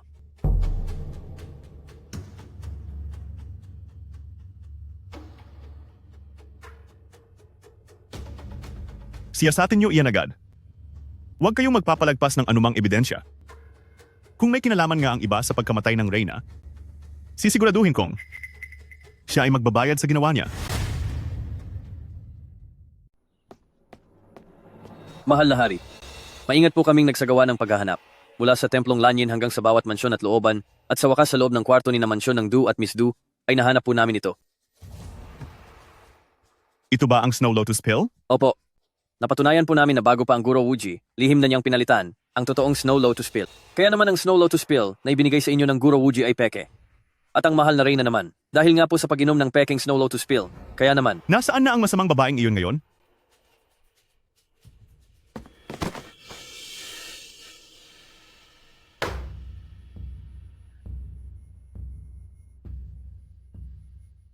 Kuya Jin, umakyat ka na sa trono bilang hari. Ikaw na ang may-ari ng buong lupaing ito. Wala na si Yunfu. Karapat-dapat bang dahil sa kanya ay pumuti ang buhok mo sa sobrang pag-aalala sa isang gabi lang? Napakamapangahas mo. Sa harap ng mahal na hari, hindi mo maaaring gawin ang gusto mo. Sumuko ka na at aminin ang iyong kasalanan. Ano namang kasalanan ko ni Du Wanwan? Kung hindi dahil sa masamang babaeng si Yunfu, matagal na sana akong reyna ng palasyong ito. Kahit na sinasabi nilang lahat na hindi ka lalampas ng 30 taong gulang, ay ako ay nakiusap pa rin sa dating hari. Nakiusap sa mahal na inang reyna. Nakiusap sa kanila na ipakasal mo ako sa iyo. Kapag wala ka na paglampas ng 30, nakahanda na ako na sumunod sa iyo kahit sa kabilang buhay, nang walang kahit anong pagsisisi. Pero ano itong ginagawa mo? Ngayon para lang sa masamang babaeng si Yunfu, ay hinahamak mo ako at tinatapon. Akong si Du Wanwan ay minahal ka ng 10 taon. 10 taon, paano ko ito matatanggap? Bukod doon, hindi ba't ikaw naman ay una pa lang na nakahandang hayaan siyang mawala? Ihayag ang aking utos. Liping Du, parusahan ang buong pamilya nila. Du Wanwan, tanggapin mo ang pinakamabigat na parusa.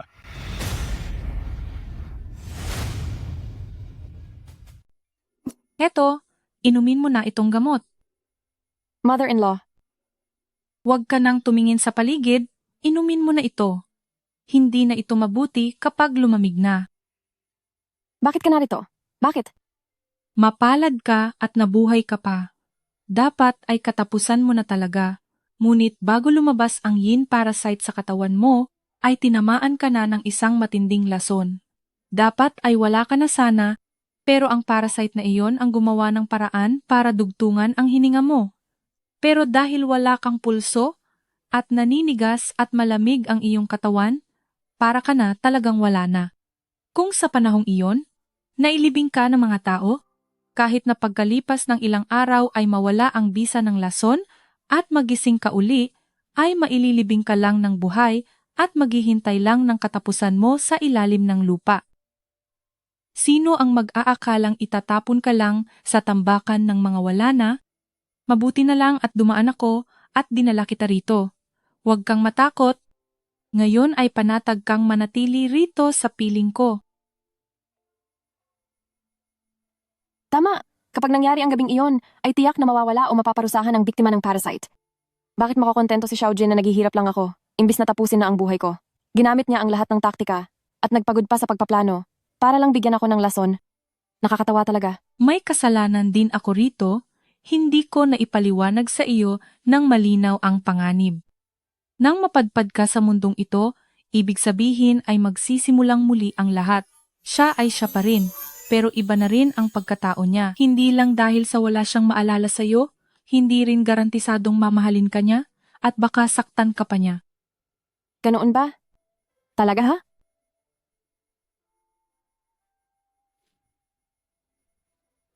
Anak, anong nangyayari sa iyo?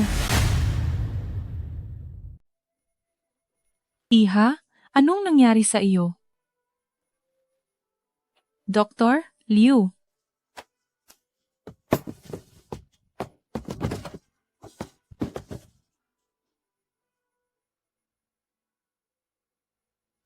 Iha, congratulations.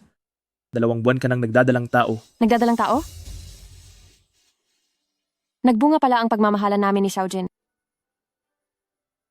Pagkatapos ng matinding pagsubok, darating din ang magandang kapalaran. Kukuha lang ako ng gamot para sa bata, magpahinga ka muna, huwag mo nang pagpahingahin ang iyong sarili.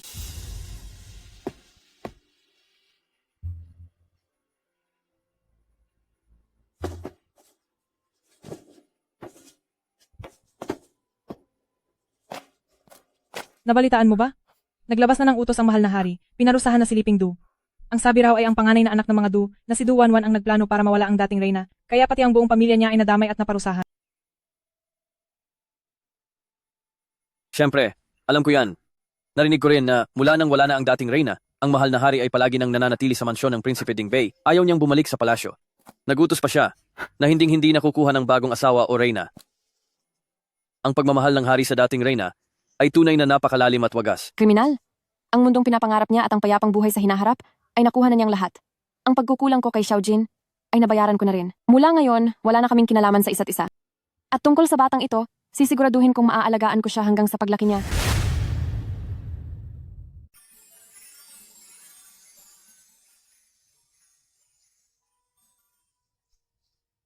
Afu, galit ka ba sa akin? 7 taon na, araw-gabi kitang iniisip. Pero kahit kailan hindi ka nagpakita sa panaginip ko. Mahal na hari, Pinatawag kita para muling magpahula. Tingnan mo kung nasaan na ang kaluluwa ni Afu, kung nasaan man siya napunta, at ano ang dapat kong gawin para mapanaginipan ko siya. opo.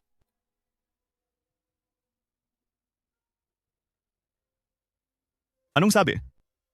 Mahal na hari, base sa nakikita sa hula, may isang paraan para makita niyo ang mahal na reyna. Anong paraan? Ayon sa hula, ang susi ay ang Huitian Snow Lotus. Huitian Snow Lotus? Tama po. Sa loob ng 3 araw, kailangan niyo makahanap ng 81 piraso ng Huitian Snow Lotus. Ilagay ang mga ito sa loob ng puntod na ito, bilang alay sa kaluluwa ng mahal na reyna. Pagkalipas ng 3 araw, mangyayari ang pambihirang pagkakataon na 7-star alignment night.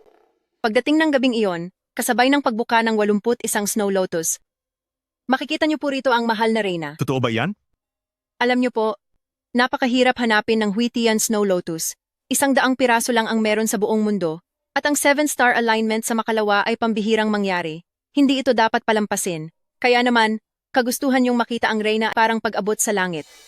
Ngunit, kapag lumipas ang pagkakataong ito, di niyo na siya muling makikita. Basta makita ko lang muli si Afu, kahit pasuungin ko ang pinakamahirap na parusa, gagawin ko. Gaano pa kaya ang 81 piraso ng Snow Lotus? Jaolin,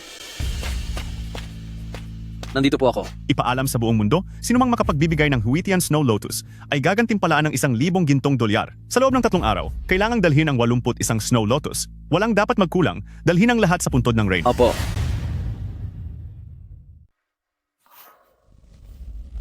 Sa wakas, bubuka na ang lotus na ito. Sabi ng mahusay na manggagamot. Kapag lang nakumpleto ang 81 piraso ng lotus, magagamot na ang sakit ni ina. Kahit na isa pa lang ang lotus na ito ngayon, basta't magsumikap si Sinshin, siguradong maliligtas ko si ina. Tila lumalala ang kalagayan ko. Ang mga lason noong 7 taon na ang nakakaraan, kahit na dahil sa isang aksidente ay nanatili pa rin ang buhay ko, ngunit nanghina naman ang katawan ko hanggang ngayon.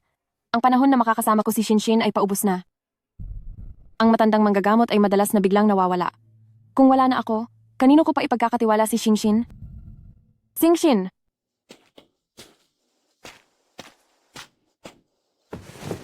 Singsin, ano na naman ang ginawa mo? Ina, ako po ay...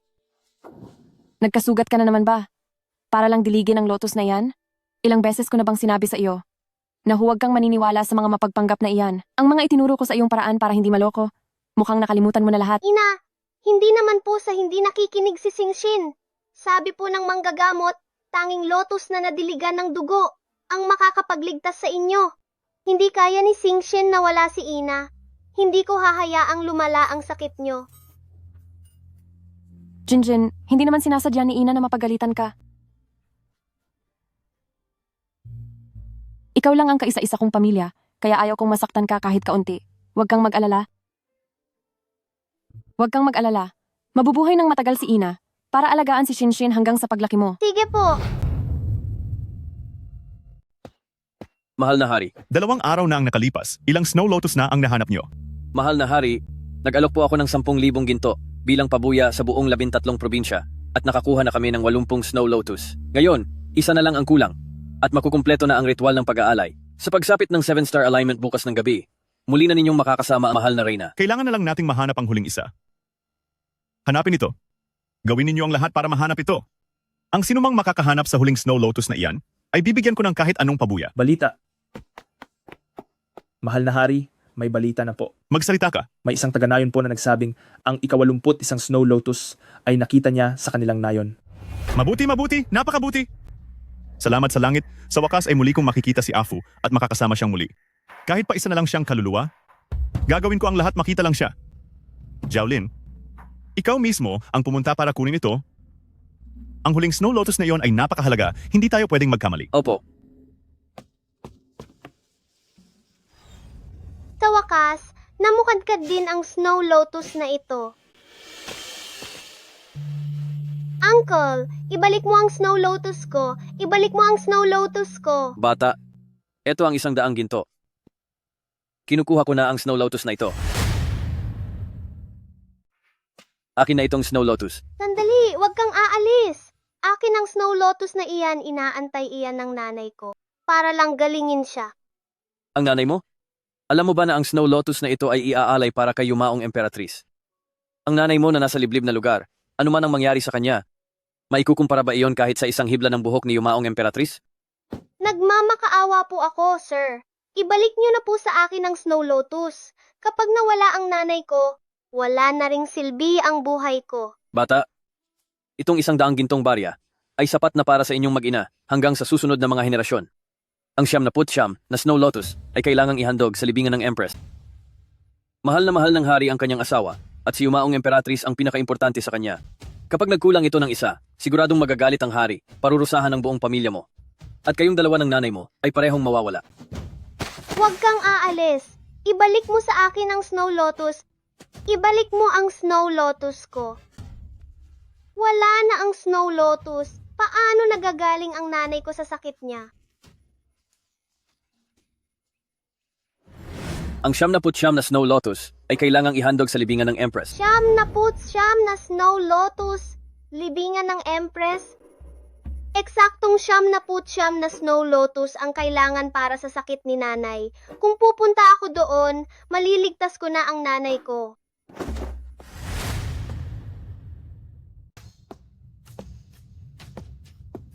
Mahal na hari, Anong balita? ang huling piraso ng Snow Lotus ay nahanap na. Mabuti. Sa wakas ay nahanap na rin. Lahat ng 81 Snow Lotus ay ligtas ng dinala sa libingan ng Empress. Ngayong gabi ay ang gabi ng 7-star alignment. Sa wakas ay makikita nyo na ang kaluluwa ni Kamahalan. Ang 7-star alignment ay napakaiksi lang. Hindi natin dapat maantala ang paglalakbay. Ihanda ang sasakyan, pupunta tayo sa libingan ng Empress. Masusunod po. Afu, matapos ang 7 taong pagkakalayo sa kabilang buhay, sa wakas ay makikita na kitang muli. Shinshin! Shinshin? Ang batang ito, sandali lang siyang lumabas para manguha ng panggatong. Saan na naman kaya nagpunta? Lian, nagtatahi ka ba? Nakita ko sa kalsada ang anak mo kani-kanina lang. May ipinasasabi siya sa iyo. Pupunta raw siya sa libingan ng Empress para ipaghanap ka ng Snow Lotus. Ano? Sa libingan ng Empress? Opo. Mula nang nakalipas ang 7 taon nang akalain ni Xiaojin na wala na ako, ang libingan ng Empress ay naging bawal ng puntahan. Bakit pumunta si Shinshin sa mapanganib na lugar na iyon kung may mangyaring masama sa kanya? Ano nang gagawin ko? Hindi maaari. Kailangang hanapin si Shinshin.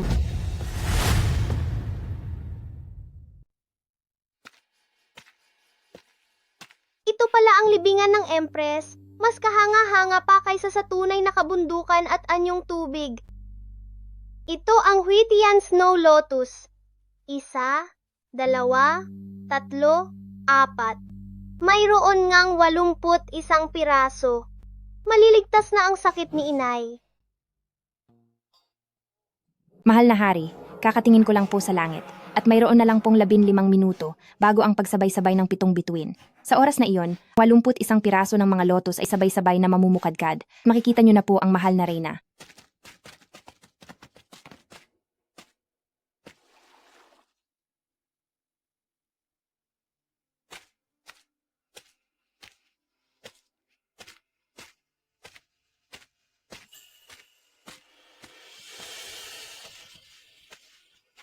Ito ba ang larawan ng reyna? Bakit ang hitsura ng reyna ay kaparehong-kapareho ng hitsura ng aking inay? Ang lakas ng loob mo. Ano ang ginagawa mo? Ang taong ito ay nakasuot ng pang-emperador na damit. Posible kaya na siya ang ating mahal na hari? Tapos na. Wala na, tapos na ang lahat. Ang 81 lotus na ito, hindi dapat mabawasan kahit isa. Itong napakabihirang pagkakataon ng 7-star alignment ay tuluyan nang nawala. Bakit? Afu? Bakit kahit ibinigay ko na ang lahat para lang makita ka, ay nauwi pa rin sa wala ang lahat? Ikaw na naman. Ikaw na bata ka. Naglakas loob kang pumunta sa libingang panghari para magnakaw ng lotus. Talaga bang gusto mo ng parusahan? Ako po. Mahal na hari. Sinira ng batang ito ang mga lotus na gagamitin para sa ritual. Ano po ang nais ninyong gawing parusa? Inaamin po ni Sinsin ang kasalanan. Mahal na hari.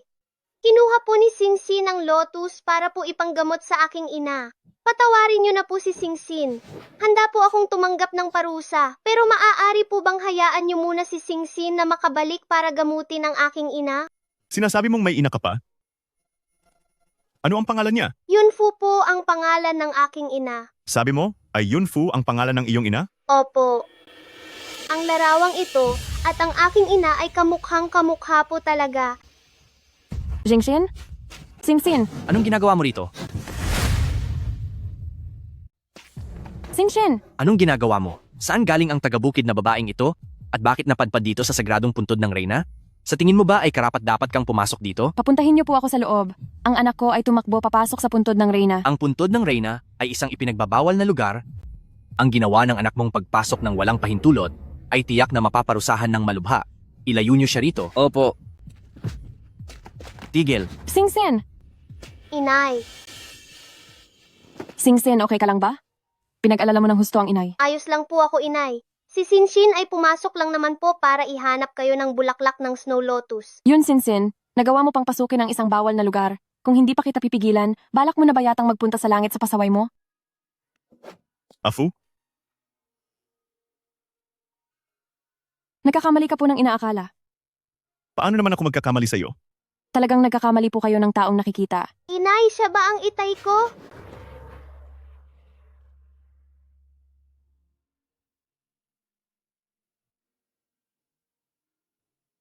Shinshin, huwag kang mag-alala, hindi siya ang tatay mo. Afu? Ito ba ang ating anak? Shinshin anak, talagang hindi mo siya ama. Kawal. Nandito po kami. Afu, sa pagkakataong ito ay hindi na kita hahayaang makaalis pa sa piling ko. Ibalik ang reyna at ang prinsesa sa palasyo. Xiaojin, kailangan mo ba talagang gawin ito? Ibalik ang reyna sa palasyo at alagaan siyang mabuti. Kapag may nangyaring masama sa kanya kahit kaunti, pagbabayarin ko kayong lahat. Opo. Xiaojin, napakasama mo. Xiaojin, ikaw. Afu. Afu. Wuji.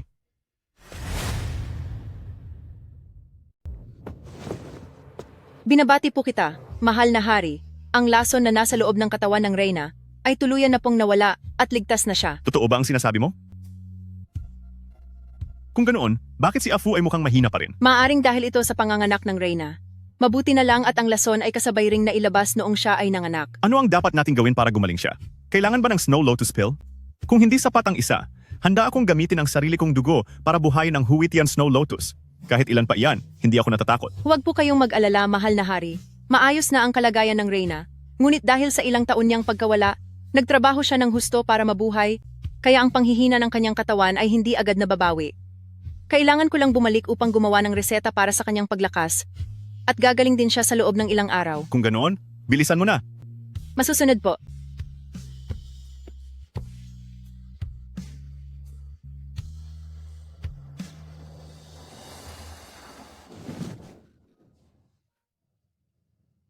Nasaan ako? Mansyon ng Prinsipe Dingbei.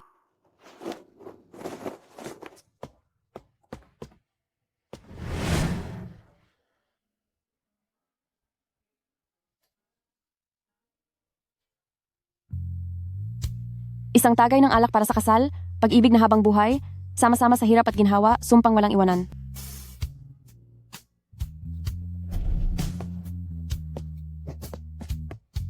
Salamat sa Diyos, Afu. Sa wakas ay gising ka na. Sa loob ng 7 taon, bawat sandali ay iniisip kita.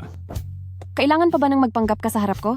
Di ba 7 taon nang nakalipas, ikaw naman talaga ang gustong tumapos sa akin? Hindi yan totoo, Afu. Pakinggan mo muna ang paliwanag ko. Bitiwan mo ako. Inay! Inay! Sa wakas ay gising ka na. Sobrang nag-alala kami ni Daddy. Exingsin. Yunfu, hindi mo siya tunay na Xiaojin. Daddy, Xiaojin? Nasa harap ka ng bata, anong balak mong gawin? Dalhin mo si prinsesa sa hardin. Opo, mahal na hari. Tayo na, prinsesa. Magpapalipad tayo ng saranggola. Bitawan mo ako, Xiaojin. Ano ba talagang ginagawa mo? Talaga bang gusto mong mawala na ako sa harap mo bago ka makontento?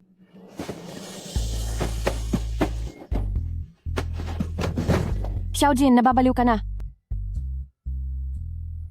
Afu, simula noong araw na umalis ka, ang puso ko ay wala na talagang laman.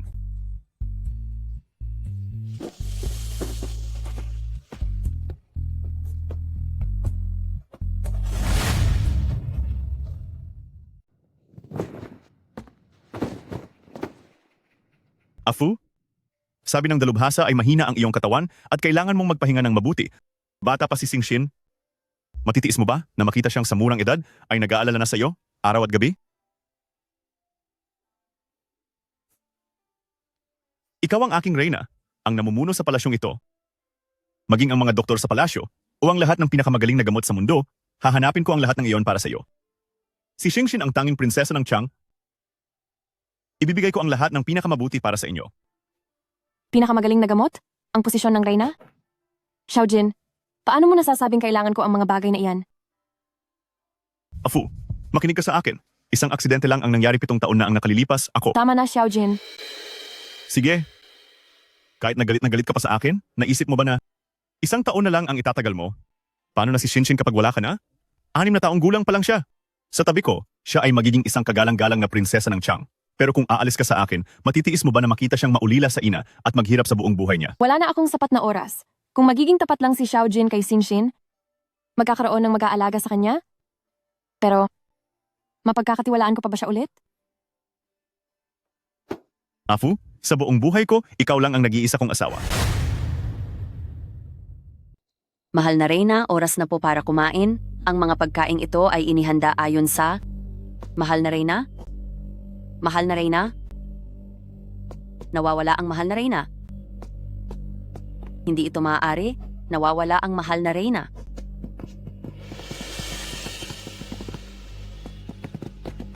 Xiaojin, ibinigay ko na ang lahat ng kaya ko noon.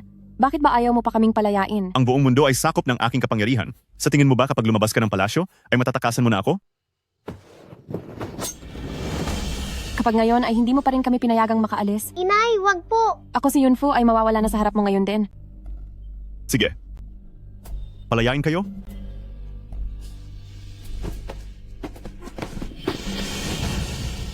Kapag nagkasala kang iwan ng palasyo, isasama ko ang anak mo sa pagpaparusa sa iyo. Xiaojin, kahit ang mababangis na hayop ay hindi nananakit ng sariling anak. Anak mo rin si Shinshin? Paano mo nagagawang gamitin ang buhay niya para lang takutin ako? Daig mo pa ang isang masamang hayop. 3? 2? Inay, natatakot po ako. 1. Xiaojin, isa kang hibang. 7 taon na akong ganito. Singshin, kahit hindi pa matalim ang punyal na ito, ay mapanganib pa rin ito. Kaya sa susunod, ay hindi mo na ito maaaring paglaruan. Opo, Ama. Kapag nasaktan ka, masasaktan din ang damdamin ni Ama. At isa pa, ang pag-arte ni Shinshin kagabi para kay Ama ay talagang mahusay. Ano man ang mangyari, sa wakas ay napanatili natin dito ang iyong ina. Alam kong ginawa ni Ama ang lahat ng paraan para hindi umalis ang ina dahil ito ay para mapagaling ang kanyang karamdaman. Laging tutulungan ni Sinsin si Ama. Napakabait ni Sinshin. Huwag kang mag-alala. Ibibigay ni Ama ang lahat ng mayroon siya para siguradong mapagaling ang sakit ng iyong ina. Pero Ama, hindi mo pwedeng pilitin ng isang tao na mahalin ka. Hindi po ba kayo natatakot na magtanim ng galit sa inyo si Ina balang araw? Pagmamahal man o? Galit ang kanyang maramdaman? Nawala na siya sa akin noon? At hindi ko hahayaang mangyari iyon sa ikalawang pagkakataon.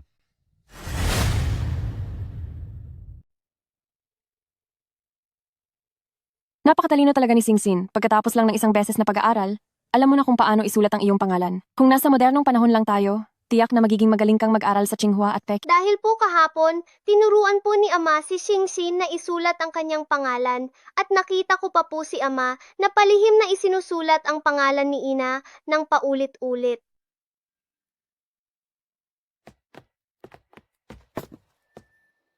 Salamat. Ang mahal na hari po ay talagang nagmamahal sa inyo ng wagas. Ang mamahaling Snow Lotus na ito ay ginawa lamang niyang ordinaryong dekorasyon para malibang kayo, mahal na reyna. Mamahalin? Bagamat hindi nga karaniwan ang Snow Lotus na ito, pero kahit sa bundok kung saan tayo dating nakatira ay tumutubo ito, talaga bang napakabihira nito? Opo, totoo po iyan. Sabi po ni Guro Wuji, ang Whitian Snow Lotus na ito sa buong mundo ay hindi hihigit sa ilang daang piraso at lalong mahirap itong pabulaklakin. Kung gusto pong pabulaklakin agad ang Snow Lotus, kailangang diligin ito gamit ang sariling pagsisikap loob ng 7 araw. Hindi lang iyon, ang taong magbibigay ng lahat ay dapat manalangin ng may katapatan. Kung hindi, kahit maubos pa ang kanyang lakas, maaaring hindi pa rin mamukadkad ang Snow Lotus. Ang sariling lakas. 7 araw na tuloy-tuloy na pag-aalaga. Afu? Huwag ka sanang mag-isip ng masama. Kagabi ay hindi ako nakipagkita sa kahit na sinong Miss Du. Mahabang kwento ito. Pagbalik ko rito, pagkalipas ng 7 araw, ipapaliwanag ko ang lahat sa iyo. Pagkalipas ng 7 araw, saan pupunta ang mahal na prinsipe? Afu? Maghintay ka lang dito sa mansyon sa aking pagbabalik.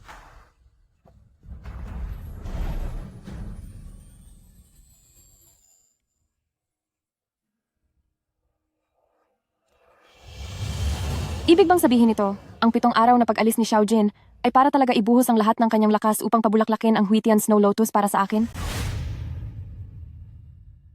Posible kaya noong umalis si Xiaojin sa loob ng 7 araw, na ginamit niya talaga ang sarili niyang dugo para maalagaan ang Huitian Snow Lotus para sa akin? Imposible. Basta't makasama niya ako sa kama, matatanggal na ang lason sa katawan niya. Kaya paano niya magagawang gumamit ng ganoon kadelikadong paraan para iligtas ako? Mahal na Reyna, dadalhin ko lang po si biyayang prinsesa sa kabilang silid para matulog. Sa kabilang silid? Bakit? Hindi ba't palaging si Shinshin ang katabi kong matulog? Dahil pinatatawag po kayo ng hari sa kanyang silid ngayong gabi. Ipapatatawag? Sa silid? Opo, mahal na Reyna, ito po ang utos ng hari. At para na rin kay biyayang prinsesa, mas mabuti pong maghanda na kayo at magbihis para sa gabi.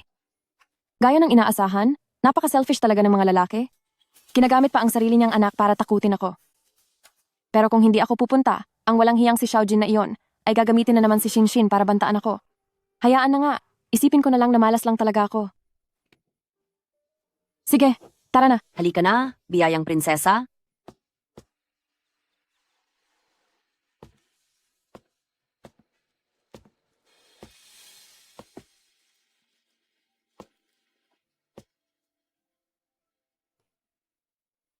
Halika rito. Tulungan mo akong magbihis.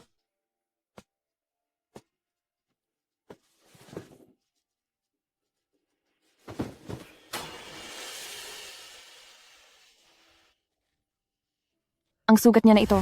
Huwag mong sabihin dahil nga talaga.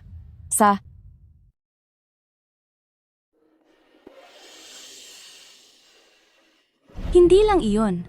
Ang taong mag-aalay ng dugo mula sa kanyang puso ay dapat manalangin ng may katapatan po. Kung hindi, kahit maubos pa ang lahat ng dugo sa puso niya, maaaring hindi pa rin mamulaklak ang Snow Lotus. Ibig bang sabihin nito, ang ginawa niya talaga ito para sa akin, na gamitin ang sariling dugo ng kanyang puso para buhayin ang Huitian Snow Lotus? Afu. 7 taon na ang nakararaan, hindi ko ginustong saktan ka. Sadyang ang Huitian Snow Lotus ay lihim na pinalitan ni Du Wanwan, kaya nagdanas ka ng ganoong sakit nang wala sa oras. Ngunit sinabi ni Guru Wuji sa akin nitong mga nakaraang araw, na ang lason sa katawan mo ay tuluyan ng gumaling. Pero bakit tila humihina ako nitong mga nakaraang taon? Iyan ay dahil matapos mong isilang si Singshin, naging sakitin ka at pagod sa sunod-sunod na trabaho, at hindi pa nakakabawi ang iyong nanghihinang katawan. Ang mga gamot na iniinom mo nitong mga nakaraang araw ay para ayusin ang mga pinsala sa iyong kalusugan. Sa sapat na pangangalaga, magiging maayos din ang lahat sa lalong madaling panahon. Patawad, Afu. Kasalanan ko dahil hindi ako nanatili sa tabi mo. Afu. Huwag kang mag-alala. Mula ngayon, mananatili na ako sa tabi mo habang buhay. Afu. Xiaojin, sa wakas ay magkakasama na tayo magpakailanman. Tunay ngang walang hangganan ang hangarin ng tao. Matapos ang isang buo at masayang buhay kasama ka, hindi pa rin ako mapakali at sakin pa rin ako. Tila ang lahat ng nakaraan ay hindi sapat para mapunan ang pangungulila sa puso ko. Wala ka na ba talaga? Hinayaan ako ng langit na matupad ang napakaraming pangarap kung sakaling hihiling ako ngayon para sa ating dalawa.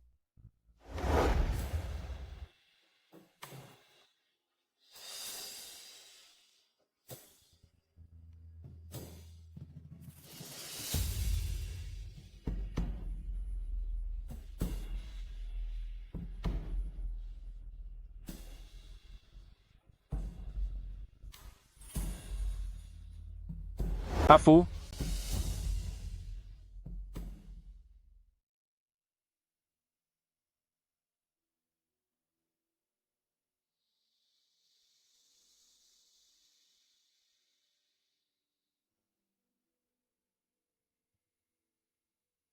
Cut.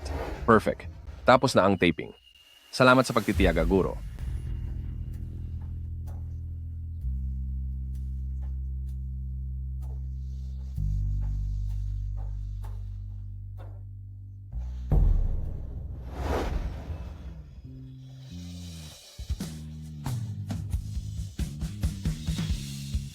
Teka muna. Xiaojin! Xiaojin!